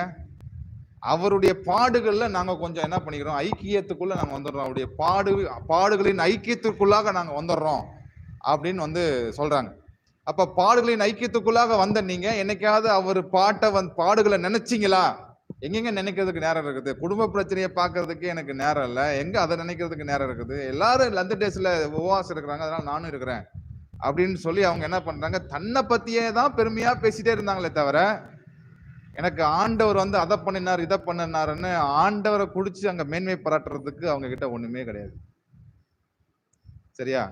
அப்போ அங்க தெய்வம் யாராக இருக்கிறா? இயேசுவாக இருக்கிறாரா, இல்ல அவங்களா தெய்வமா இருக்கிறாங்களா? அவங்க தெய்வமா இருக்கிறதுனாலதான் அவங்கள பத்தி என்ன பண்ணிட்டு இருக்காங்க, பெருமையா சொல்லிட்டு இருக்காங்க. சரியா? இந்த சுயநலம், சுய செல்ஃப் ரைட்டஸ்னஸ், சுய நீதியில இருக்கக்கூடிய ஆளுங்க தன்னை பத்தி மாத்திரம் தான் நினைப்பாங்க, தன்னை பத்தி மாத்திரம் தான் பெருமையா சொல்லுவாங்க. மத்தவங்க பண்றத காது கொடுத்து என்ன செய்ய மாட்டாங்க, கேட்க மாட்டாங்க. இப்ப நான் வந்து பெரிய பிரசங்கியாரா இருக்கலாம், நான் வேதத்தை அறிஞ்சவனா இருக்கலாம், ஆனா சர்ச்சுக்கு வரும்போது எப்படிதான் வரணும்னா, வெள்ளை பேப்பரா தான் வரணும். சர்ச்சுக்கு வரும்போது எனக்கு எல்லாமே தெரியும் அப்படிங்கிற மெதப்புல வந்தீங்கன்னா, போகும்போது வரும்போது நிறைஞ்ச மனசாதான் நீங்க வரவங்களா இருந்தீங்க அப்படின்னா, போகும்போது எப்படிதான் போவீங்க, வந்த மாதிரி தான் போவீங்க. ஆனா ஒண்ணும் என்ன இருக்காது, உள்ள தேவனுடைய வார்த்தையே இருக்காது. எனக்கு எல்லாமே தெரியும், நான் ஏஞ்சல் டிவி பார்த்துட்டு உட்கார்ந்துருக்கிறேன், நான் வரும்போது பிரதர் நான் 4 மணிக்கு எந்திரிச்சிட்டேன், 4 மணிக்கு எந்திரிச்சு 2 பிரசங்கத்தை கேட்டுட்டு தான் நீங்க வந்து என்ன பண்றேன், நான் வரேன். இப்ப என்ன பண்றது, என் பொண்டாட்டி சரியில்லை, என் புள்ள சரியில்லை, பக்கத்து வீட்டுக்காரன் சரியில்லை, அவன் சரியில்லை, இவன் சரியில்லை, இவன் ஜெபம் பண்ண மாட்டேங்கிறான், அவன் ஜெபம் பண்ண மாட்டேங்கிறான், இப்படி என்ன செய்வாங்க, எல்லாத்தையுமே குறை பேசிட்டு தான் உட்காந்துட்டு இருப்பாங்க. ஆனா பாத்தீங்கன்னா எல்லா குறையும் அவரு கூட தான் என்ன ஆகும், இருக்கும். ஆனா அவங்க குறை, அவங்க வந்து நிறைவா இல்லாததுனாலதான் மத்தவங்களை என்ன செய்யறாங்க, குறை சொல்லிக்கிட்டே உட்காந்துட்டு இருக்காங்க. அப்போ சுயநீதியில நீங்க வாழ்றீங்கன்னா அதுக்கு அடையாளம் என்னன்னா, உங்களுக்குள்ள தற்பெருமை நிச்சயமா இருக்கும். பெருமை உள்ளவனுக்கு தேவன் எதிர்த்து நிற்கிறார், தாழ்மை உள்ள மனுஷனுக்கும் ஆண்டவர் கிருபையை. இப்போ நமக்கு தாழ்மை உள்ள மனசா நம்ம இருந்தோம்னா நிச்சயமா ஆண்டவர் உங்களோடு கூட இருக்கிறார், தேவன் நிச்சயமாக உங்களை பயன்படுத்துவார். உடனே தாழ்மைனா நம்ம நிறைய பேர் என்ன பண்றோம் தெரியுமா, அடிச்சா மொட்டை வச்சா கும்பிடிங்கிற மாதிரி தாழ்மைனா உடனே என்ன பண்ணிருந்தோம்னா அப்படியே ஆப்போசிட்டா மாறுது, செருப்பு போடுறது இல்ல. ஒரு சிஸ்டர் வந்து சொல்லுது, பாஸ்டர் நான் 30 வருஷமா நான் செருப்பு போடாம தான் ஊழியம் பண்றேன். உன்னை ஆண்டவர் செருப்பு போடாம ஊழியம் பண்ண சொன்னாரா? நான் ஆண்டருக்காக செருப்பை கழட்டிட்டேன். ஒரு சிஸ்டர் சொல்றாங்க, நான் ஆண்டருக்காக பொட்டை கழட்டிட்டேன், நான் ஆண்டருக்காக பூவை கழட்டிட்டேன். என்னைக்காவது ஆண்டர் வந்து உங்ககிட்ட வந்து, மகளே நீ வச்சுட்டு இருக்கிற பொட்டி எனக்கு பிடிக்கல அதனால பொட்டை கழட்டிருன்னு யாராவது ஆண்டர் சொன்னாரா? என்னைக்காவது சொன்னாரா? நீ வச்சுட்டு இருக்கிற பூ சரியில்லை அதனால கழட்டிருன்னு ஆண்டர் சொன்னாரா? செருப்பு கழட்டி இருப்பான்னு சொன்னாரா? இல்ல. ஆண்டவர் நாம் சுகமா இருக்கிறதையே விரும்புறார். புரிதுங்களா? அல்லேலூயா. நம்மள எங்க எதுக்குள்ள வந்துட்டோம்னா சுயாதீன பிரமாணத்துக்குள்ள நம்ம வந்தாச்சு. என்ன பிரமாணம்? சுயாதீன பிரமாணம். சுயாதீன பிரமாணம்னா நீங்க இப்ப தேவனுக்கு பிள்ளையா மாறிட்டீங்க. இப்ப நீங்க யாரு? பிள்ளை. உங்களுக்கு பிடிச்சிருந்துச்சுன்னா நீங்க என்ன பண்ணுங்க? போட்டுக்கோங்க. பிடிக்கலையா கழட்டிக்கோங்க. அது ஒரு பிரச்சனையே கிடையாது. இப்போ அது ஒரு பிரசங்கமாவே என்ன செய்ய வேணாம், பண்ண வேணாம். சரியா? இப்ப பாத்தீங்கன்னா சிட்டி சைட்லாம் போனா, பெங்களூர்லாம் போனா வச்சுக்கோங்களேன், கிளவி 80 வயசு கிளவி ஜீன்ஸ் பேண்ட் போட்டுட்டு டி ஷர்ட் போட்டு வருது. இப்ப எனக்கு ஜீன்ஸ் பேண்ட் போடணும்னு ஆசையாகுது. நம்ம ஊர்ல ஜீன்ஸ் பேண்ட் போட்டுட்டு பொம்பளைங்க தெரிஞ்சா பாக்குறதுக்கு எப்படி இருக்கும்? ஏன்னா நம்ம ஆல்ரெடி எப்படிதான் இருக்கிறோம், சாரி கட்டி சுடிதார் போட்டு பழகியாச்சு. நம்ம ஜீன்ஸ் பேண்ட் போட்டோம்னு ஆசைப்பட்டு ஜீன்ஸ் பேண்ட் போட்டு வந்தா ஒருத்தர் 2 பேர் ஓட்ட மாட்டான். ஊர்ல இருக்கிறவன் எல்லாருமே என்ன பண்ணுவான்? அடுத்தவங்களுக்காகவே நாம என்ன செய்யணும்? என்ன செய்யறது? அடுத்தவங்களுக்கு இடல் உண்டாக்காத மாதிரி நம்ம ட்ரெஸ் அணியணும். அல்லேலூயா. பவுல் சொல்றாரு, எனக்கும் பேதுரு மாதிரி 2 பேர்த்த கூட்டிட்டு சுத்த தெரியும், ஆனா எனக்கு எல்லாமே தகுதியாய் இராது அப்படின்னு சொல்றாரு. ஓகேவா? அதனால ஒருத்தருடைய அவங்க என்ன ட்ரெஸ் போட்டு வந்தாலும் என்ன பண்ணாதீங்க, பரிசுத்த ஆவியானவர் உங்களோடு கூட பேசி கொண்டிருக்கிறார். நான் யாரையும் என்ன செய்யல, பின் பாயிண்ட் பண்ணி பேச கிடையாது. யாரும் என்னுடைய முகத்திலையும் என்னுடைய எண்ணத்திலையும் இல்ல, யாரையும் என் நினைப்புல வச்சுக்கிட்டு யாருக்கும் நான் பிரசங்கம் பண்ணல. பரிசுத்த ஆவியானவர் என்ன பண்ணி கொண்டிருக்கிறார்? உங்களோடு கூட பேசி கொண்டிருக்கிறார். பேசுகிறது நீங்கள் அல்ல, உங்களில் இருக்கிற பிதாவின் ஆவியானவர். பிரசங்கத்தை நான் எப்பயுமே பயன்படுத்த மாட்டேன். இப்ப உங்க மேல எனக்கு கசப்பு இருக்குன்னா நான் மூஞ்சிக்கு நேரவே சொல்லிடுவேன். சரிங்களா? நான் உங்களுக்கு பின்னாடி எல்லாம் போயெல்லாம் சொல்ல மாட்டேன். நான் வந்து ஸ்ட்ரெயிட் ஃபார்வேர்டா இருந்தாலும் கொஞ்சம் நாசுக்கா சொல்ற ஆளு. அதனால பிரசங்கத்தில எல்லாம் உங்களை என்ன பண்ண மாட்டேன். என்ன தேவனுடைய வார்த்தையில வந்து கலப்படத்தை உண்டாக்க கூடாது. இன்னைக்கு மல்லிகை ஜாமானத்துலதான் கலப்படம் வந்துருச்சு. ஆனா அதை காட்டிலும் தேவனுடைய வார்த்தையில கலப்படம் வந்துருச்சு. அதனால நான் கலப்படம் இல்லாத பிரசங்கத்தை பண்ணணும்னு விரும்புறேன். என்னுடைய தாட்டை வந்து உங்ககிட்ட சொல்லணும்னு விரும்பல. ஆக்சுவலா தேவனுடைய நீதியை பிரசங்கம் பண்ணதான் வந்தேன். ஸோ பரிசுத்த ஆவியினர் வந்து இதை சொல்றதுனால நான் உங்களோட கூட நான் பகிர்ந்து கொள்கிறேன். சரியா? சந்தோஷமா இருக்கிறீங்களா? அல்லேலூயா. நீங்கள் அப்படிப்பட்ட எண்ணத்துல இருந்தீங்கன்னா, அப்படிப்பட்ட சூழ்நிலை இருந்தீங்கன்னா, உங்களுக்கு மனம் மாறணும்னு விருப்பம் இருந்துச்சுன்னா மனம் மாறுங்க. இல்ல பாஸ்டர் நான் மாறதுக்கு ரெடி இல்லைன்னா நீங்க அப்படியே இருந்துக்கோங்க. அது ஒன்றும் பிரச்சனை இல்லை. உங்களுக்கும் தேவனுக்கும் இருக்கக்கூடிய ஐக்கியம். சரியா?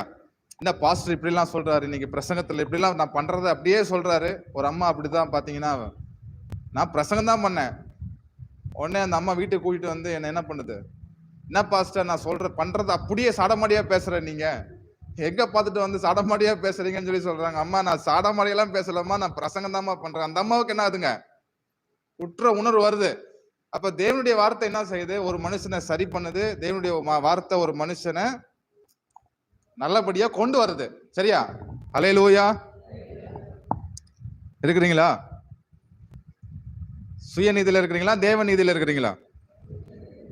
தேவ நீதியில இருக்கிறீங்க. அப்ப சுயநீதியில நீங்க இருந்தீங்கன்னா தற்பெருமையின் ஆவி உங்களுக்குள்ளாக கிரியை செய்யும். நீங்க சொல்லுங்க பார்க்கலாம், இந்த விசுவாச வாழ்க்கையை வாழ்வதற்கு, நீங்க ரட்சிக்கப்படுவதற்கு, ஊழியம் பண்ணுவதற்கு நீங்க என்ன பண்ணி, என்ன மேன்மை பாராட்டி நீங்கள் செய்து கொண்டிருக்கிறீங்க? உங்ககிட்ட மேன்மை பாராட்டுவதற்கு ஏதாவது இருக்குதா? ஏதாவது இருக்கா? நீங்க தாழ்மையான உள்ளம் உடையவர்களா இருந்து பாருங்க. தேவன் நிச்சயமாக உங்களை ஆசீர்வதிப்பார், உங்களை பயன்படுத்துவார். சில பேர்த்துக்கிட்டலாம் என்னுடைய எக்ஸ்பீரியன்ஸ்ல நான் சொல்றேங்க, சில பேர்த்துக்கிட்டலாம் பேசும்போது எரிச்சலா இருக்கும். ஆனா என்ன பண்ண மாட்டேன்னா வெளியே காமிக்க மாட்டேன். இப்ப நான் உங்ககிட்ட சொல்றேனே, நீங்க தற்பெருமை அடிக்கிறீங்கன்னு வைங்களேன், உங்களை பத்தி தற்பெருமையா நான் அப்படி பண்ணிட்டேன் பாஸ்டர், இப்படி பண்ணிட்டேன் பாஸ்டர் நீங்க சொல்றீங்கன்னு வைங்களேன், நீங்க சொல்றத நம்புறேன்னு நான் நினைக்கிறீங்களா? ஒரு வார்த்தை கூட என்ன செய்யல, என் இருதயத்துக்குள்ள போகல. கண்டிப்பா உள்ள அங்க என்ன ஆகுதுன்னா, உள்ள டென்ஷன் ஆகுது. பரிசுத்த ஆவியானவர் என்ன பண்றாரு, அதை ஏற்றுக்கொள்ளல. சரிங்களா? இதுவே ஆண்டவர் எனக்கு அதை செஞ்சார், இதை செஞ்சாருன்னு நீங்க சொல்லி பாருங்க, உங்ககிட்ட பழகிறதுக்கு, உங்ககிட்ட பேசுறதுக்கு என்ன ஆகும், இன்ட்ரெஸ்ட் வரும். நம்ம என்ன செய்யலாம், தேவனுடைய வார்த்தையை தொடர்ந்து உங்ககிட்ட பகிர்ந்து கொள்ளலாம். அது ஒரு அசுத்த ஆவி, தற்பெருமையின் ஆவி. என்ன ஆவி? சத்தமா சொல்லுங்க, என்ன ஆவி? அசுத்த ஆவி. அசுத்த ஆவி என்ன பண்ணதுன்னா, உங்களுடைய இருதயத்துல போட்டு அலக்களிக்குது, கிரியை செய்து, இல்லையா? இப்போ இவங்க கிட்ட, யூதர்கள்ட்ட என்ன இருக்குது, சுயநீதி தான் இருந்துச்சு. அதனாலதான் அவங்களால என்ன பண்ண முடியல, ரட்சிக்கப்பட முடியல. ரோமர்ல சொல்றாருல்ல 10ஆம் அதிகாரத்துல, ரோமர் 10ஆம் அதிகாரத்துக்கு வாங்க.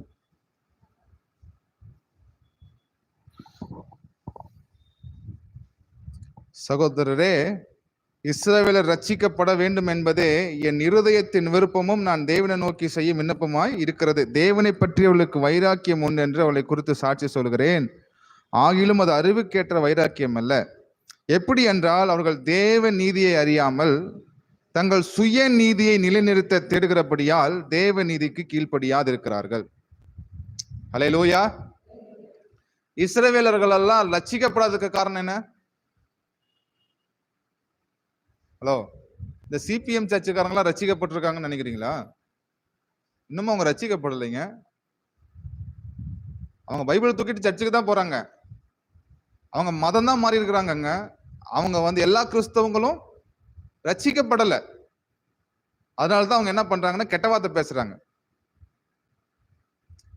அவங்க மூஞ்சியை பார்த்தா பிரகாசமா இருக்குதா? சிபிஎம் சர்ச்சுக்கு போற ஆளுங்களை இப்ப நான் குற்றப்படுத்துற ஊழியம் பண்ணல, இருக்கிற ஃபேக்ட் நான் சொல்றேன்.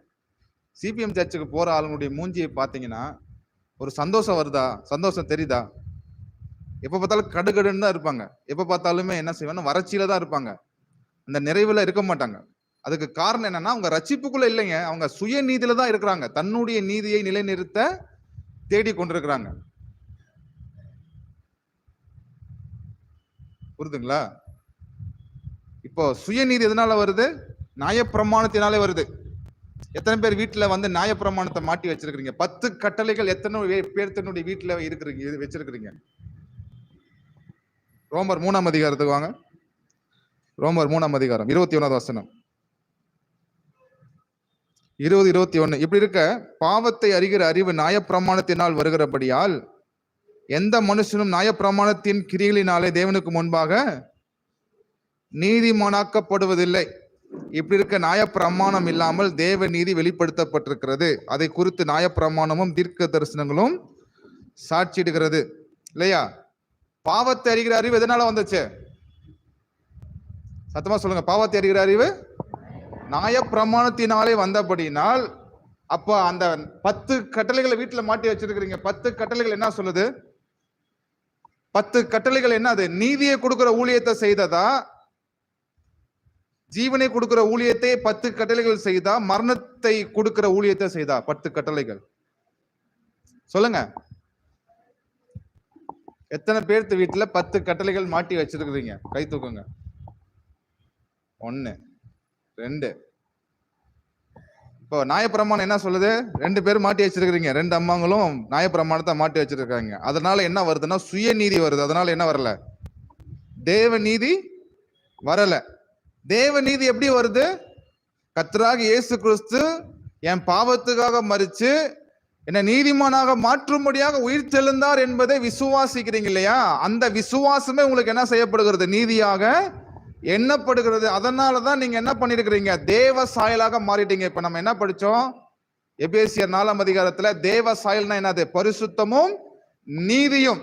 தேவ சாயல்ங்கிறது என்னது? பரிசுத்தமும் நீதியும். பைபிள் சொல்லுது, பரிசுத்த அலங்காரத்துடனே தேவனை தொழுது கொள்ள அப்படிங்கிறாரு. எத்தனை பேர் சுய பரிசுத்தத்துல உட்கார்ந்துட்டு இருக்கிறீங்க? சுயமா நீங்க பரிசுத்தவனா மாறிட முடியுமா? முடியாது, இல்லையா?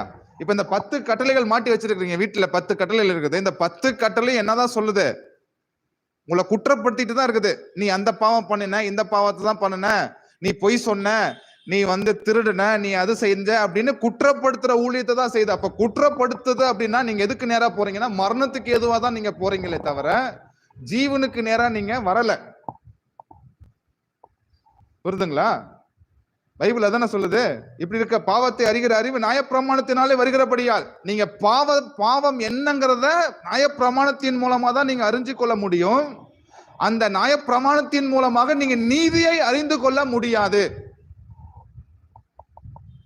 நீங்க எந்த பிரமாணத்துக்குள்ள வந்துட்டீங்கன்னா விசுவாச பிரமாணத்துக்குள்ளாக நீங்க வந்துட்டீங்க.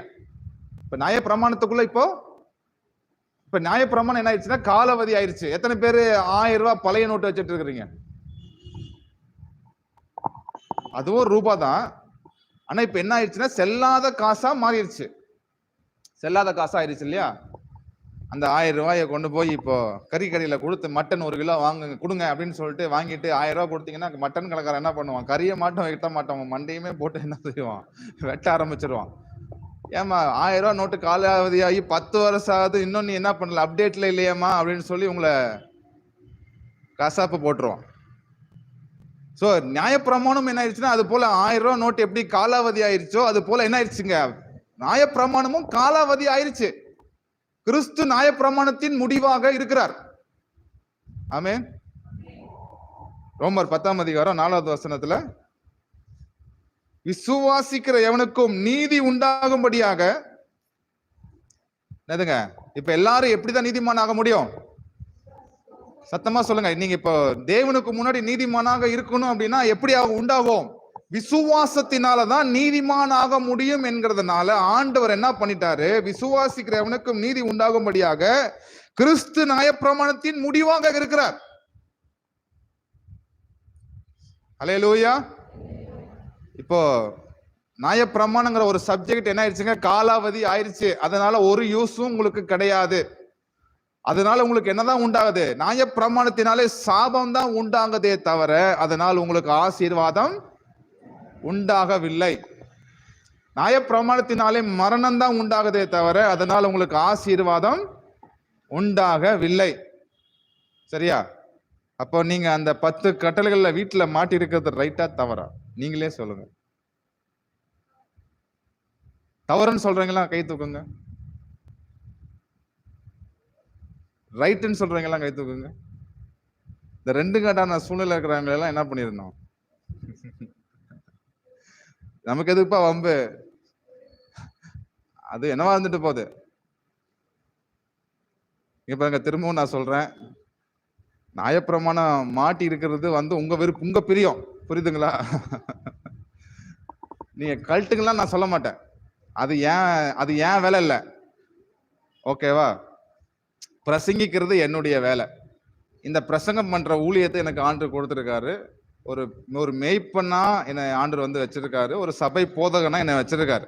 ஏன் கடமையை நான் பண்ணிக்கிட்டு இருக்கிறேன்.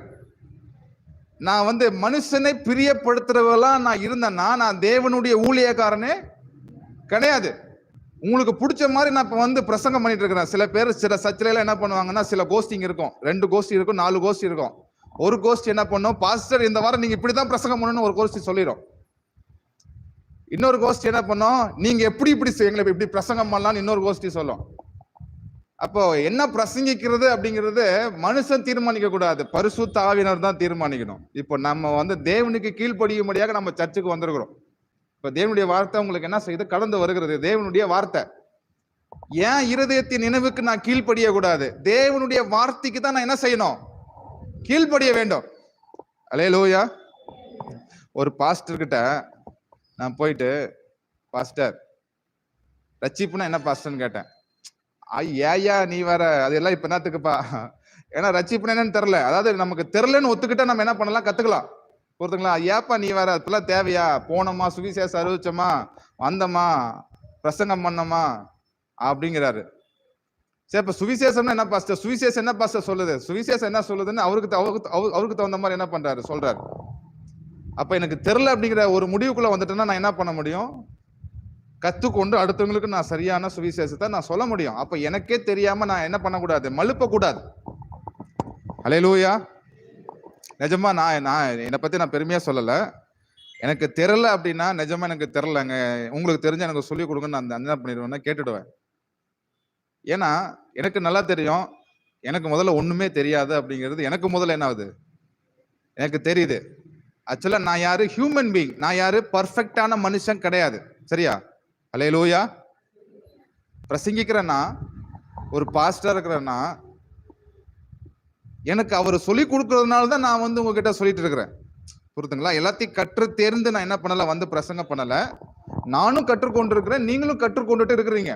தேவனுடைய வார்த்தை கடலை விட ஆழமாக இருக்கிறது. அப்போ நான் என்ன செய்யணும், ஒருத்தங்க சொல்லும் போது அது நான் சரியான விதத்துல கற்றுக்கொள்ள வேண்டும். அப்ப எனக்கு தெரியாத ஒரு விஷயத்தை நான் தெரிஞ்ச மாதிரி ஒருத்தங்கிட்ட நான் போய் சொல்றேன் அப்படின்னா அது என்னவா மாறுது, வஞ்சிக்கிற வார்த்தையா மாறுது, பொய்யாக மாறுது. அப்ப நான் என்ன பண்ணுவேன், ஒருத்தனை ஏமாத்துவேன். நானு ஒருத்தனை ஏமாத்தி கடைசி வரைக்கும் என்ன செய்ய முடியாது, ஒரு இடத்துல உட்கார வச்சுட்டு இருக்க முடியாது. அப்ப இங்க நான் வந்து பொய் பேசி உங்களை ஏமாத்தி பிரசங்கம் பண்ணி உங்களை வழிநடத்தும்படியாக வரவில்லை. ஸ்ட்ரெயிட் ஃபார்வர்டாவே தேவனுடைய வார்த்தையை உங்களோடு கூட பகிர்ந்து கொண்டு உங்களை கிறிஸ்துவுக்கு நேராக கொண்டு செல்லும்படியாக நான் இந்த இடத்துல என்ன பண்ணிட்டு இருக்கிறேன், பிரசங்கம் பண்ணி கொண்டிருக்கிறேன். இன்னைக்கு அநேக சர்ச்சில் வந்து பாத்தீங்கன்னா பாஸ்டர்ஸ் வந்து எங்களை டிபெண்ட் பண்ணிருங்க, நான் என்ன சொல்றேனோ அதை கேளுங்கன்னு சொல்லி தான் பிரசங்கம் பண்ணுவாங்க. ஏன்னா அவங்க என்ன பண்றாங்கன்னா பழைய உடன்படிக்கையின் ஊழியக்காரராக இருக்கிறாங்க. இப்ப என்னுடைய ஊழியம் எப்படிப்பட்டதா இருக்குதுன்னா, நீங்கள் தேவனை சார்ந்தவர்களாக வாழ வேண்டும், உங்களுக்கும் தேவனுக்கும் ஐக்கியம் ஸ்ட்ராங்காக இருக்க வேண்டும், அவர் மேல நீங்கள் விசுவாசம் உள்ளவர்களா இருக்க வேண்டும் என்று நான் என்ன பண்ணி கொண்டிருக்கிறேன், பிரசங்கம் பண்ணி கொண்டிருக்கிறேன். உங்களுக்கும் அவருக்கும் இருக்கக்கூடிய ஐக்கியம் தான் ரொம்ப முக்கியம். சரியா? அல்லேலூயா. நீங்க பெஸ்டா வந்தா யாருக்கு பெருமை? எனக்கு தாங்க பெருமை. இந்த சிஸ்டர் ஜெபம் பண்ணி பிசாசை ஓட்டிட்டாங்கன்னா நான் பொறாமையா பட போறேன். சபை என்பது என்ன, ஒரு குடும்பம். சபை என்பது என்ன, ஒரு குடும்பம். ஒரு குடும்பத்துல தாயின் தகப்பன் பிள்ளைங்களா இருக்கிறாங்க. இப்ப தகப்பன் என்ன நினைப்பாரு பிள்ளைகிட்ட, இல்ல நான் படிச்ச படிப்பை விட என் புள்ள கம்மியா தான் படிக்கணும் அப்படின்னு நினைப்பாரா? இல்ல, தகப்பன் என்ன நினைப்பாரு, நான் படிச்சதை விட பிள்ளை என்ன செய்யணும், பெருசா படிக்கணும்னு சொல்லி படிக்க வைக்கிறாங்களா, கஷ்ட நேரத்துல ஷேர் பண்றாங்களா? அப்போ அதே போலதான் இப்போ நான் வந்து நீங்க பெஸ்டா வர்றதை நான் என்ன செய்யறேன், விரும்புறேன். நான் ஒன்னும் உங்களுடைய வளர்ச்சியை பார்த்தோ, நீங்க வளர்றதை பார்த்தோ, நீங்க ஜெபம் பண்றதை பார்த்தோ எனக்கு என்ன செய்ய போறதில்ல, பொறாம ஒரு நாள் வர போறதில்ல. ஏன்னா என்னுடைய நோக்கம் என்ன, கிறிஸ்துவினுடைய ராஜ்யம் கட்டப்பட வேண்டும். நான் மாத்திரம் என்ன பண்ண முடியாது, கிறிஸ்துவனுடைய ராஜ்யத்தை, சத்தமா சொல்லுங்க, நான் மாத்திரம் கிறிஸ்துவனுடைய ராஜ்யத்தை கட்ட முடியாது. நீங்களும் என்னோடு கூட இணைஞ்சா மாத்திரம் தான் தேவனுடைய ராஜ்யத்தை கட்ட முடியும். அப்போ நீங்க எழும்புறதுனால எனக்கு என்ன செய்ய போறதில்ல, ஒரு நாள் பொறாம வரப்போறது இல்ல. புரியுதுங்களா? அதனால சர்ச் பாஸ்டருக்கு எனக்கு என்ன இருக்குதுங்க, உங்களை திட்டுறதுக்கும் உரிமை இருக்குது, உங்களை அரவணைக்கிறதுக்கும் எனக்கு உரிமை இருக்குது. புரியுதுங்களா? ஆமே. அல்லேலூயா. அதனால நீங்க ஒருவேளை நான் திட்டி நீங்க கோச்சுக்கிட்டீங்கன்னா, கோவப்பட்டீங்க அப்படின்னா நீங்க பல இடத்துல சுத்துவீங்க. பல இடத்துல சுத்தும் போது உண்மையான அன்பை நீங்க என்ன பண்ண முடியும், கிடைக்காத போது உங்க அந்த உண்மையான அன்பை நீங்க உணர முடியும். புரியுதுங்களா? அல்லேலூயா. அதனால பாஸ்டர் அப்படி சொல்லிட்டாரு, இப்படி சொல்லிட்டாரு, எனக்கு முன்னாடி எல்லாருமே வந்து ஒண்ணுதான். சரிங்களா? நான் வந்து மனுஷனை போக்கஸ் பண்ற ஆள் இல்ல, நான் தேவனை போக்கஸ் பண்ற ஆளு. புரியுதுங்களா? இப்போ பைபிள் சொல்லுது சுவாசம் உள்ள மனிதனை நம்பாத அப்படிங்குது. அதனால நான் என்ன செய்ய மாட்டேன், சுவாசம் உள்ள மனுஷனை நான் நம்புவது கிடையாது. நான் என்ன செய்யறேன்னா தேவனை போக்கஸ் பண்றேன். நான் எப்படி தேவனை போக்கஸ் பண்றேனோ அதே போல நீங்களும் என்ன செய்ய வேண்டும், தேவனை போக்கஸ் பண்ணணும். மனுஷனை போக்கஸ் பண்ணக்கூடாது, என்ன போக்கஸ் பண்ணக்கூடாது. என்கிட்ட வந்து நீங்க ஏதாவது எதிர்பார்க்குறீங்க, நீங்க அதை செய்யலைன்னா என்ன ஆகும், என் மேல கோபம் தான் உண்டாகும், வெறுப்பு தான் உண்டாகும். எந்த அளவுக்கு நான் நேசிக்கப்படுகிறேனோ அந்த அளவுக்கு போட்டு மிதிக்கவும் நான் செய்யப்படுவேன். சரிங்களா? அதனால வந்துட்டு என்ன போக்கஸ் பண்ணாம நீங்கள் கிறிஸ்துவின் மேல போக்கஸ்டா இருக்கணும், அவரை தான் நீங்க நோக்கி பார்க்கறவர்களாக இருக்க வேண்டும். அப்ப இப்ப நான் பிரசங்கம் பண்றேன்னா எதுக்கு நீங்க, நான் பாஸ்டர் 10 கடையில பார்த்துட்டு வந்து பிரசங்கம் பண்றாருன்னு எடுத்துக்க கூடாது. அதனாலதான் இப்ப சொல்றேன், பாஸ்டர் வந்து எங்க வீட்டுக்கு வந்தாரு, 10 கடையில பார்த்தாரு, அதனாலதான் இந்த பிரசங்கம் பண்ணிட்டு இருக்கிறாரோ அப்படிங்கிற எண்ணத்துக்குள்ள என்ன செய்யக்கூடாது, வந்துடக்கூடாது. அதனால நான் என்ன செய்யல, பிரசங்கம் பண்ணல. இன்னைக்கு உயிர் தெழுந்த நாளா இருக்கிறபடினால் அந்த உயிர்த்தெழுதல் இன்னைக்கு எல்லா சபையிலையும் என்ன பிரசங்கம் பண்ணாங்கன்னா, இயேசு வந்து மரிச்சாரு, 3ஆவது நாள் உயிர்த்தெழுந்தாரு, தேவதூதர்கள் வந்தாங்க, பேதுருக்கு காட்சியளித்தார், சீசர்களுக்கு காட்சியளித்தார். கிறிஸ்துவினுடைய வல்லமை தான், உயிர்த்தெழுந்த வல்லமை தான் மிகப்பெரிய வல்லமை, அதுதான் ஜெயம் அப்படின்னு சொல்லி பல பிரசங்கத்தை வந்து பேசலாம். எனக்கும் வந்து உயிர்த்தெழுந்த வல்லமையை குறித்து பிரசங்கம் பண்ண சொன்னா 100 டாபிக்ல பிரசங்கம் பண்ண முடியும். ஆனா இப்ப எது முக்கியம் அப்படின்னா, தேவனுடைய நீதி தான் முக்கியம். அந்த உயிர்த்தெழுந்த வல்லமையின் மூலமாக என்ன வெளிப்பட்டிருக்குது? தேவனுடைய நீதி வெளிப்பட்டிருக்குது. ஆக்சுவலா இது என்னன்னா ஃபண்டமெண்டல் ட்ரூத் தான். இந்த ஃபண்டமெண்டல் ட்ரூத்லயே நீங்க ஸ்ட்ராங்கா இல்லைன்னா நீங்க வந்து உங்க கிறிஸ்துவ வாழ்க்கை ஸ்ட்ராங்கா இருக்காது. எதுக்கு நாம இதை பிரசங்கம் பண்றோம், ஏன் சொல்லி தரோம்னா, நீங்க மாத்திரம் அறிந்து கொள்ளக்கூடாது, மற்றவர்களுக்கும் இந்த சத்தியத்தை சொல்லி கொடுக்கணும். புரியுதுங்களா? அல்லேலூயா. அதனால பாஸ்ட் எங்க வீட்டுல வந்து பார்த்துட்டு பிரசங்கம் பண்ணிட்டு நினைக்காதீங்க. அந்த 10 கட்டளைகள் இருந்துச்சுன்னா உங்களுக்கு வந்து இந்த சத்தியம், இன்னைக்கு பேசின சத்தியம் உண்மையாலுமே ஆண்டவர் என்னோடு கூட பேசியிருக்காருன்னு சொல்லி சொன்னா நீங்க என்ன செய்யுங்க, அந்த 10 கட்டளை கொஞ்சம் கழட்டி தூக்கி எறிஞ்சிருங்க, அல்லது வந்து யார்ட்டையாவது கொடுத்துருங்க. வேற யார்ட்டையுமே கொடுக்க வேணாம். ஏன்னா அதனால யாருக்கும் என்ன இல்லை, ஒரு யூஸுமே கிடையாது. அதனால ஒரு மனுஷனுக்கும் ரட்சிப்பு கிடையாது, அதனால ஒரு மனுஷனுக்கும் விடுதலை கிடையாது. இயேசு கிறிஸ்து ஒருவர் மாத்திரமே நமக்கு விடுதலையை கொடுக்கிறவராக இருக்கிறார். ஆமென். சத்தியத்தை அறிவீர்கள், அந்த சத்தியம் என்ன செய்யும்? உங்களை விடுதலையாக்கும். அதனால கொஞ்சம் நியாயப்பிரமாணத்தை உங்களுக்கு விருப்பம் இருந்தா கட்டி வச்சிருங்க. விருப்பம் இல்லை பாஸ்டர் நான் மாட்டி வச்சிருக்கேன், அதனால நீங்க மாட்டி வச்சுக்கோங்க. அதனால என்ன இல்லை, நான் வந்து உங்களை தப்பு சொல்ல கிடையாது, சரியா? சோ இப்ப என்ன அப்படின்னா, ரோமர் 3ஆம் அதிகாரம் 26வது வசனத்துக்கு வாங்க. கிறிஸ்து இயேசுவினுடைய ரத்தத்தை பற்றும் விசுவாசத்தினாலே பலிக்கும் கிருபாதர பலியாக அவரை ஏற்படுத்தினார். இப்படி இருக்க மேன்மை பாராட்டல் எங்கே? அது நீக்கப்பட்டது. கவனிங்க, மேன்மை பாராட்டல் எங்கே? சொல்லுங்க. மேன்மை பாராட்டல், உங்களை குறித்து மேன்மை பாராட்டுவது எங்கே? நான் ஜெபம் பண்ணதுனால தான் அப்படி நடந்துச்சு, நான் உபவாசம் இருந்ததுனால தான் அப்படி நடந்துச்சு, நான் லண்டன் டேஸ்ல ஃபாலோ பண்ணதுனால தான் நடந்துச்சு அப்படின்னு சொல்லி மேன்மை பாராட்டல் எங்கே? சொல்லுங்க, எங்க? அது இல்ல, கம்ப்ளீட்டா நீக்கப்பட்டுருச்சு. அப்ப என்ன ஆயிடுச்சுன்னா, எந்த பிரமாணத்தினாலே, கிரியா பிரமாணத்தினாலேயோ அல்லது விசுவாச பிரமாணத்தினாலேயோ, அதனால் மனுஷன் நியாய பிரமாணத்தின் கிரியைகள் இல்லாமல் விசுவாசத்தினாலேயே நீதிமானாக்கப்படுகிறான் என்று தீர்க்கிறோம். சரியா? எந்த பிரமாணத்தினாலே நீதிமானாக்கப்படுகிறீர்கள்? நியாய பிரமாணமா விசுவாச பிரமாணமா? விசுவாச பிரமாணத்தினாலேயே இப்பொழுது நீதிமானாக்கப்பட்டிருக்கிறோம். முதல்ல நம்ம எல்லாம் எப்படி இருந்தோம்? இல்ல, முதல்ல நம்ம எப்படி இருந்தோம் அப்படின்னு சொன்னா, பிலிப்பியருக்கு வாங்க. பிலிப்பியர்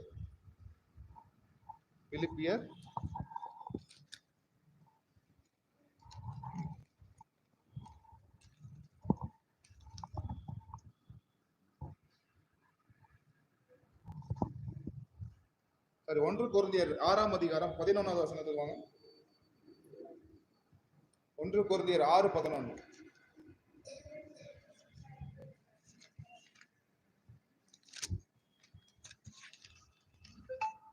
1 கொரிந்தியர் 6:11.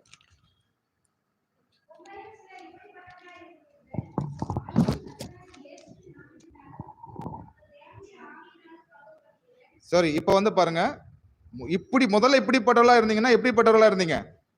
மேல இல்ல 8வது வசனத்தை படிக்கலாம்.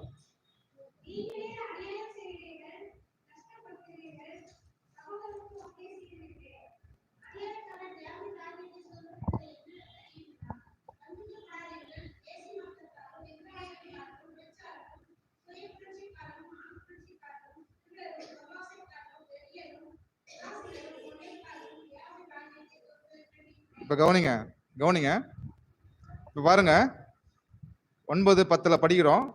அநியாயக்காரர் தேவனுடைய ராஜ்யத்தை சுதந்தரிப்பதில்லை என்று அறிந்திருக்கிறோம். நான் வந்து அநியாயமே செய்யலைங்கன்னு எத்தனை பேர் சொல்ல முடியும்? சொல்லுவீங்களா? கண்டிப்பா நம்ம செஞ்சிருக்கிறோமா இல்லையா? சத்தமா சொல்லுங்க. செஞ்சிருக்கிறோம், அநியாயம் செய்திருக்கிறோம். அப்ப அநியாயம் செஞ்சிருந்தா நாம என்ன பண்ண முடியாது? தேவனுடைய ராஜ்யத்தை சுதந்திரிச்சு கொள்ள முடியாது அப்படின்னு சொல்லுது. சரியா? அப்போ வஞ்சிக்கப்படாதிருங்கள். வேசி மார்க்கத்தாரும் விபச்சாரக்காரரும் விக்கிரகாரதனைக்காரரும், விபச்சாரக்காரரும், சுய புணர்ச்சிக்காரரும், ஆண் புணர்ச்சிக்காரரும், திருடரும், பொருளாசைக்காரரும், வெறியரும், உதாசீனரும், கொள்ளைக்காரரும் தேவனுடைய ராஜ்யத்தை சுதந்தரிப்பதில்லை. உங்களில் சிலர் இப்படிப்பட்டவர்களா இருந்தீர்கள். ஆயினும் கர்த்தராக இயேசுவின் நாமத்தினாலும் நமது தேவனுடைய ஆவியினாலும் கழுவப்பட்டீர்கள், பரிசுத்தவான்களாக்கப்பட்டீர்கள், நீதிமான்களாக்கப்பட்டிருக்கிறீர்கள். ஆமென். இப்ப என்ன ஆயிடுச்சுங்க? முதல்ல நீங்க பாவம் செஞ்சீங்க, அக்கிரமம் செஞ்சீங்க, அநியாயம் செஞ்சீங்க. ஆனாலும் இயேசு என்ன பண்ணியிருக்கிறாரு? நம்முடைய ஆவியினாலையும் அவர் ரத்தத்தினாலையும் உங்களை கழுவி பரிசுத்தமாக்கி பரிசுத்தவான்களாகவும் நீதிமான்களாகவும் தேவன் உங்களை மாற்றி விட்டார். ஆமென். இப்போ நீங்க பாவியா நீதிமானா? நீதிமானாக நீங்கள் இருக்கிறீர்கள். ஏன் நீதிமானாக நீங்க இருக்கிறீங்க? ஏன் நீதிமானாக இருக்கிறீங்க? பாவத்துக்கு ஆண்டவர் காரணரோ? நீங்க பாவத்தில் இருக்கிறீங்க, தன்னை பாவி என்று சொல்றீங்க அப்படின்னா நீங்கள் இயேசு சாமி அந்த பாவத்துக்கு காரணரோ? கலாத்தியர் 2ஆம் அதிகாரம் 17வது வசனம் 16-17 படிங்க. கலாத்தியர் 2:16-17.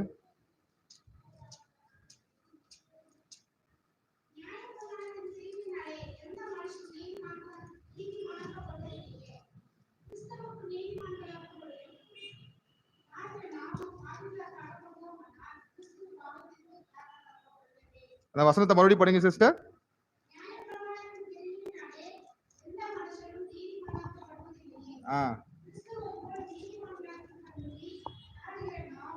கிறிஸ்துவுக்குள் நீதிமானாக்கப்படுகிற நாடுகிற நாமும் பாவிகளாக காணப்படுவோமானால் கிறிஸ்து பாவத்துக்கு காரணரோ? அல்லவே. இப்ப கவனிங்க, இப்ப நீங்க சர்ச்சுக்கு வந்துட்டீங்க, வந்து பிரசங்கம் கேட்கறீங்க, போயிட்டு நான் ஒரு பாவிங்க, நான் பாவியிலும் பிரதான பாவின்னு சொல்லி நீங்க உங்களை அறிக்கை செய்றீங்கன்னு வைங்களேன். நான் பாவம் செஞ்சிருக்கிறேன், நான் பாவின்னு நீங்க சொல்றீங்கன்னு வைங்களேன். அப்ப இந்த பாவத்துக்கு காரணர் இயேசுவா? கிறிஸ்துவுக்குள்ள நீதிமானாக்கப்படுவதற்கு நாடுகிற நீங்கள். இப்ப எப்படி நீதி வருதுன்னா, கிறிஸ்துவை விசுவாசிக்கிறதுனால தான் நீதி வருது. இப்ப உங்க சுய கிரியைகளினால என்ன வரல? நீதி வரல. இப்போ நீங்க எதை வச்சு உங்களை பாவின்னு சொல்றீங்கன்னா, நீங்க உங்களுடைய கிரிகளை வைத்துதான் நீங்க உங்களை பாவின்னு சொல்லிட்டு இருக்கிறீங்க. நான் வந்து அந்த தப்பு பண்ணிருக்கிறேன், இந்த தப்பு பண்ணிருக்கேன், அதை பண்ணிருக்கேன், இதை பண்ணிருக்கிறேன்னு சொல்லி சொல்றதுனால உங்களை என்ன பண்ணிட்டு இருக்கிறீங்க? பாவின்னு சொல்லிட்டு இருக்கிறீங்க. அப்ப இந்த பாவத்துக்கு காரணரு இயேசுவா நீங்களா? ஏன் நீங்க அதை சொல்றீங்கன்னா, இயேசு செஞ்ச இதை என்ன பண்ணல? விசுவாசிக்கல. ஆமென். எதை விசுவாசிக்கல? இயேசு செய்ததை விசுவாசிக்கல. அதனால பாவத்துக்கு காரணர் யாரு? நாம தான் காரணம். சரியா? அப்போ இயேசு உயிர் தெழுந்தாருங்கிறத விசுவாசிக்கிற நீங்க எதை விசுவாசிக்க வேண்டும் என்றால், கம்ப்ளீட்டா ஆண்டவர் என் பாவத்தை மன்னித்து விட்டார் என்பதை விசுவாசிக்க வேண்டும். ஆமென். மேற்குக்கும் கிழக்குக்கும் வடக்குக்கும் தெற்குக்கும் எவ்வளவு தூரமோ அவ்வளவு தூரம் நம்முடைய பாவத்தை ஆண்டவர் போக்கி விட்டார். அவர் நம்முடைய பாவத்தை மன்னித்து மறந்து விட்டார். இனி அவர் நினைவு கூறுவது இல்லை. பாவத்துல நேற்று செஞ்ச பாவம், இன்னைக்கு செஞ்ச பாவம், நாளைக்கு செஞ்ச பாவம் அல்ல. பாவம் என்றால் பாவம். பாவம். ஓகேவா? நேத்து வட்டி, இன்னைக்கு வட்டி, நாளைக்கு வட்டி எல்லாம் கிடையாது. வட்டினா வட்டி தான். சரியா? அதே போல பாவம்னா நேத்து பாவம், இன்னைக்கு பாவம், எல்லா பாவத்தையும் இயேசு மன்னித்து விட்டார். ஓகேவா?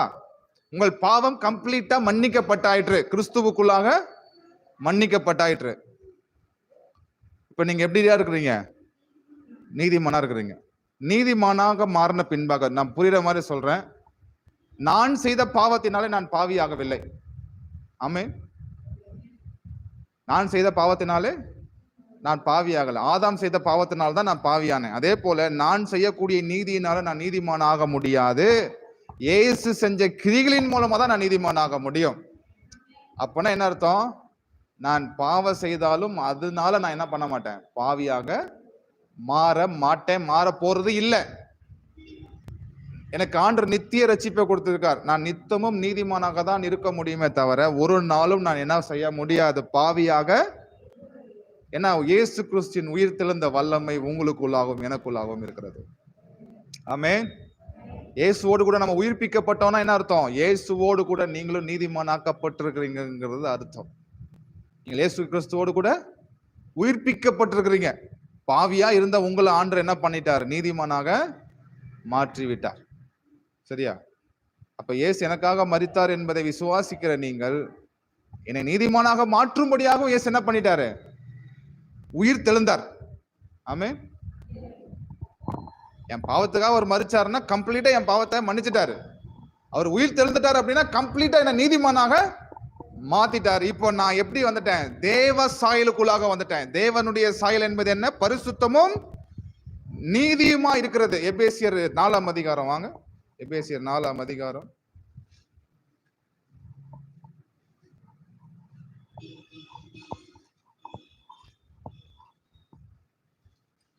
எபேசியர் 4ஆம் அதிகாரம் 24வது வசனம். மெய்யான நீதியிலும் பரிசுத்தத்திலும் தேவனுடைய சாயலாக சிருஷ்டிக்கப்பட்ட புதிய மனுஷனை தரித்துக் கொள்ளுங்கள். அப்ப உண்மையான சாயல் எது சொல்லுங்க? பரிசுத்தமும் தேவ சாயல் என்பது எது? பரிசுத்தமும் நீதியும். சத்தமா சொல்லுங்க. பரிசுத்தமும் தேவ சாயல், பரிசுத்தமும் நீதியும். அந்த பரிசுத்தமும் நீதியும் எப்படி உண்டாச்சு? இயேசு கிறிஸ்துவை விசுவாசிக்கிறதுனாலே பரிசுத்தமும் நீதியும் உண்டாச்சு. இயேசுடைய ரத்தம் உங்களை பரிசுத்தமாக்கி இருக்கிறது. இயேசுவினுடைய ரத்தம் உங்களை நீதிமானாக மாற்றி இருக்கிறது. ஆகையினால் இப்ப நம்ம எல்லாருமே எப்படி மாறியாச்சு? தேவ சாயலாக மாறியாச்சு. அல்லேலூயா. தேவ சாயலா மாறாதவங்க யாராவது இருக்கிறீங்களா? இப்ப தேவ சாயலா நம்ம மாறியாச்சா? அப்ப என்ன அர்த்தம்? தேவனும் நானும் இப்ப என்ன ஆயிடுச்சுங்க? ஈக்குவல் ஆயிடுச்சு. I equal with God. இப்போ தேவனும் நானும் சரிசமமாயாச்சு. இப்போ தேவனுக்கு முன்னாடி வந்து நிற்கும்படி தேவன் என்னை தகுதி உள்ளவனாய் மாற்றி இருக்கிறார்.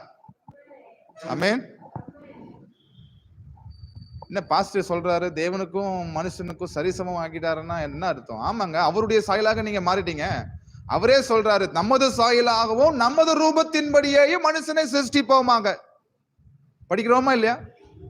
ஆதியாகம புஸ்தகத்துல நமது சாயலாகவும் நமது ரூபத்தின்படியே மனுஷனை சிருஷ்டிப்போமாக. மனுஷன் எப்படி இருக்க வேண்டும் என்று விரும்புகிறார்? தேவ சாயலாக இருக்க வேண்டும் என்று விரும்புகிறார். அப்ப அந்த சாயல் உடையவர்கள் தான் நீங்க. அந்த சாயல் எப்படி வந்துச்சு? கிறிஸ்துவை விசுவாசிப்பதனாலதான் அந்த சாயல் வந்துச்சு. சரியா? பக்கத்துல கை கொடுத்து சொல்லுங்க.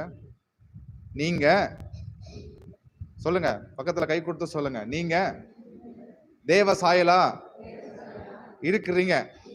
அதனால மற்றவங்களை குற்றப்படுத்தாதீங்க. ஆமென். குற்றப்படுத்துவீங்களா? நம்ம அவங்க தப்பு பண்ணிருக்காங்க, இவங்க தப்பு பண்ணிருக்காங்க, அப்படி பண்ணாங்க, இப்படி பண்ணாதீங்க. என்ன பண்ணாதீங்க? 1000 அழுக்கு இருக்கலாம், சரியா? 1000 சாக்கடை இருக்கலாம். நீங்க குற்றப்படுத்துறதுனால அவங்க என்ன பண்ண போறதில்ல?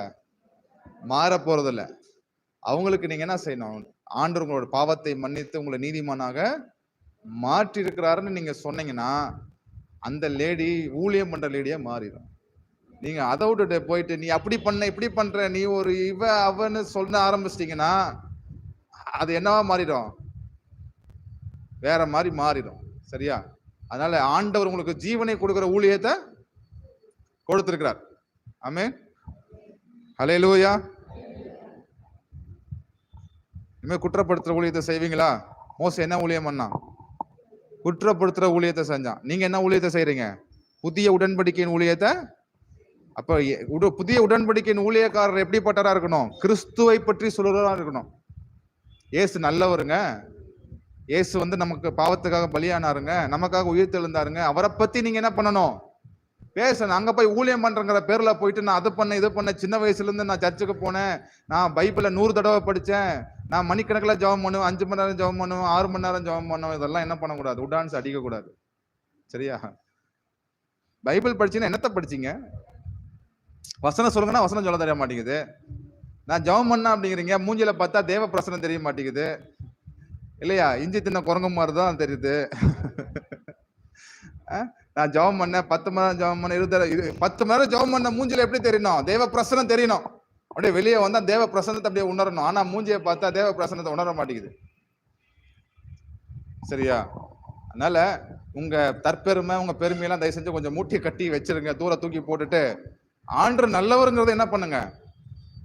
அவரை தவிர இந்த உலகத்துல யாருமே நல்லவங்களே கிடையாது. சரியா? அதனால தேவன் உங்களை ஆஸ்வதிப்பாராக. நான் உங்களுக்கு மனம் கோன்ற மாதிரி, மனம் புண்படும்படியாக பேசியிருந்தால் தயவு கூர்ந்து மன்னித்துக் கொள்ளுங்கள். ஆனால் தேவனுடைய வார்த்தையை என்ன செய்யுங்க? விசுவாசியுங்கள். நம்ம எழுந்திருப்போம், நம்ம வந்து ஜெபம் பண்ணுவோம்.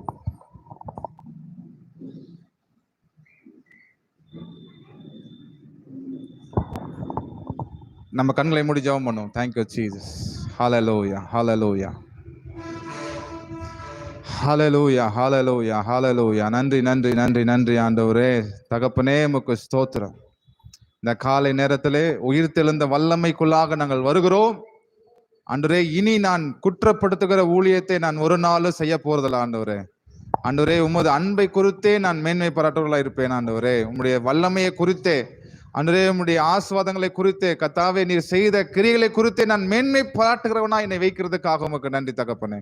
நான் சுய நீதியை உடையவனாய் இராமல் தேவ நீதியை உடையவனாய் இருக்கும்படி எனக்கு கிருபை செய்ததுக்காக உமக்கு நன்றி. வந்த ஒவ்வொருவருக்கும் உமது கிருபையை அளவில்லாம ஆண்டவரே கொடுத்ததுக்காக ஸ்தோத்திரம்.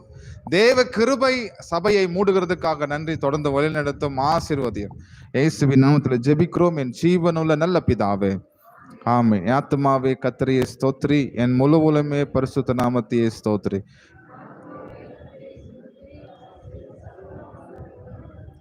நம்முடைய கர்த்தராகிய இயேசு கிறிஸ்துவின் கிருபையும் பிதாவாகிய தேவனுடைய அன்பும் பரிசுத்த ஆவியானவருடைய அந்யோன்ய ஐக்கியமும் நம்மளோட தங்கியிருப்பதாக. ஆமென், ஆமென். ஸ்தோத்திரம். Praise the Lord, praise the Lord, praise the Lord, praise the Lord.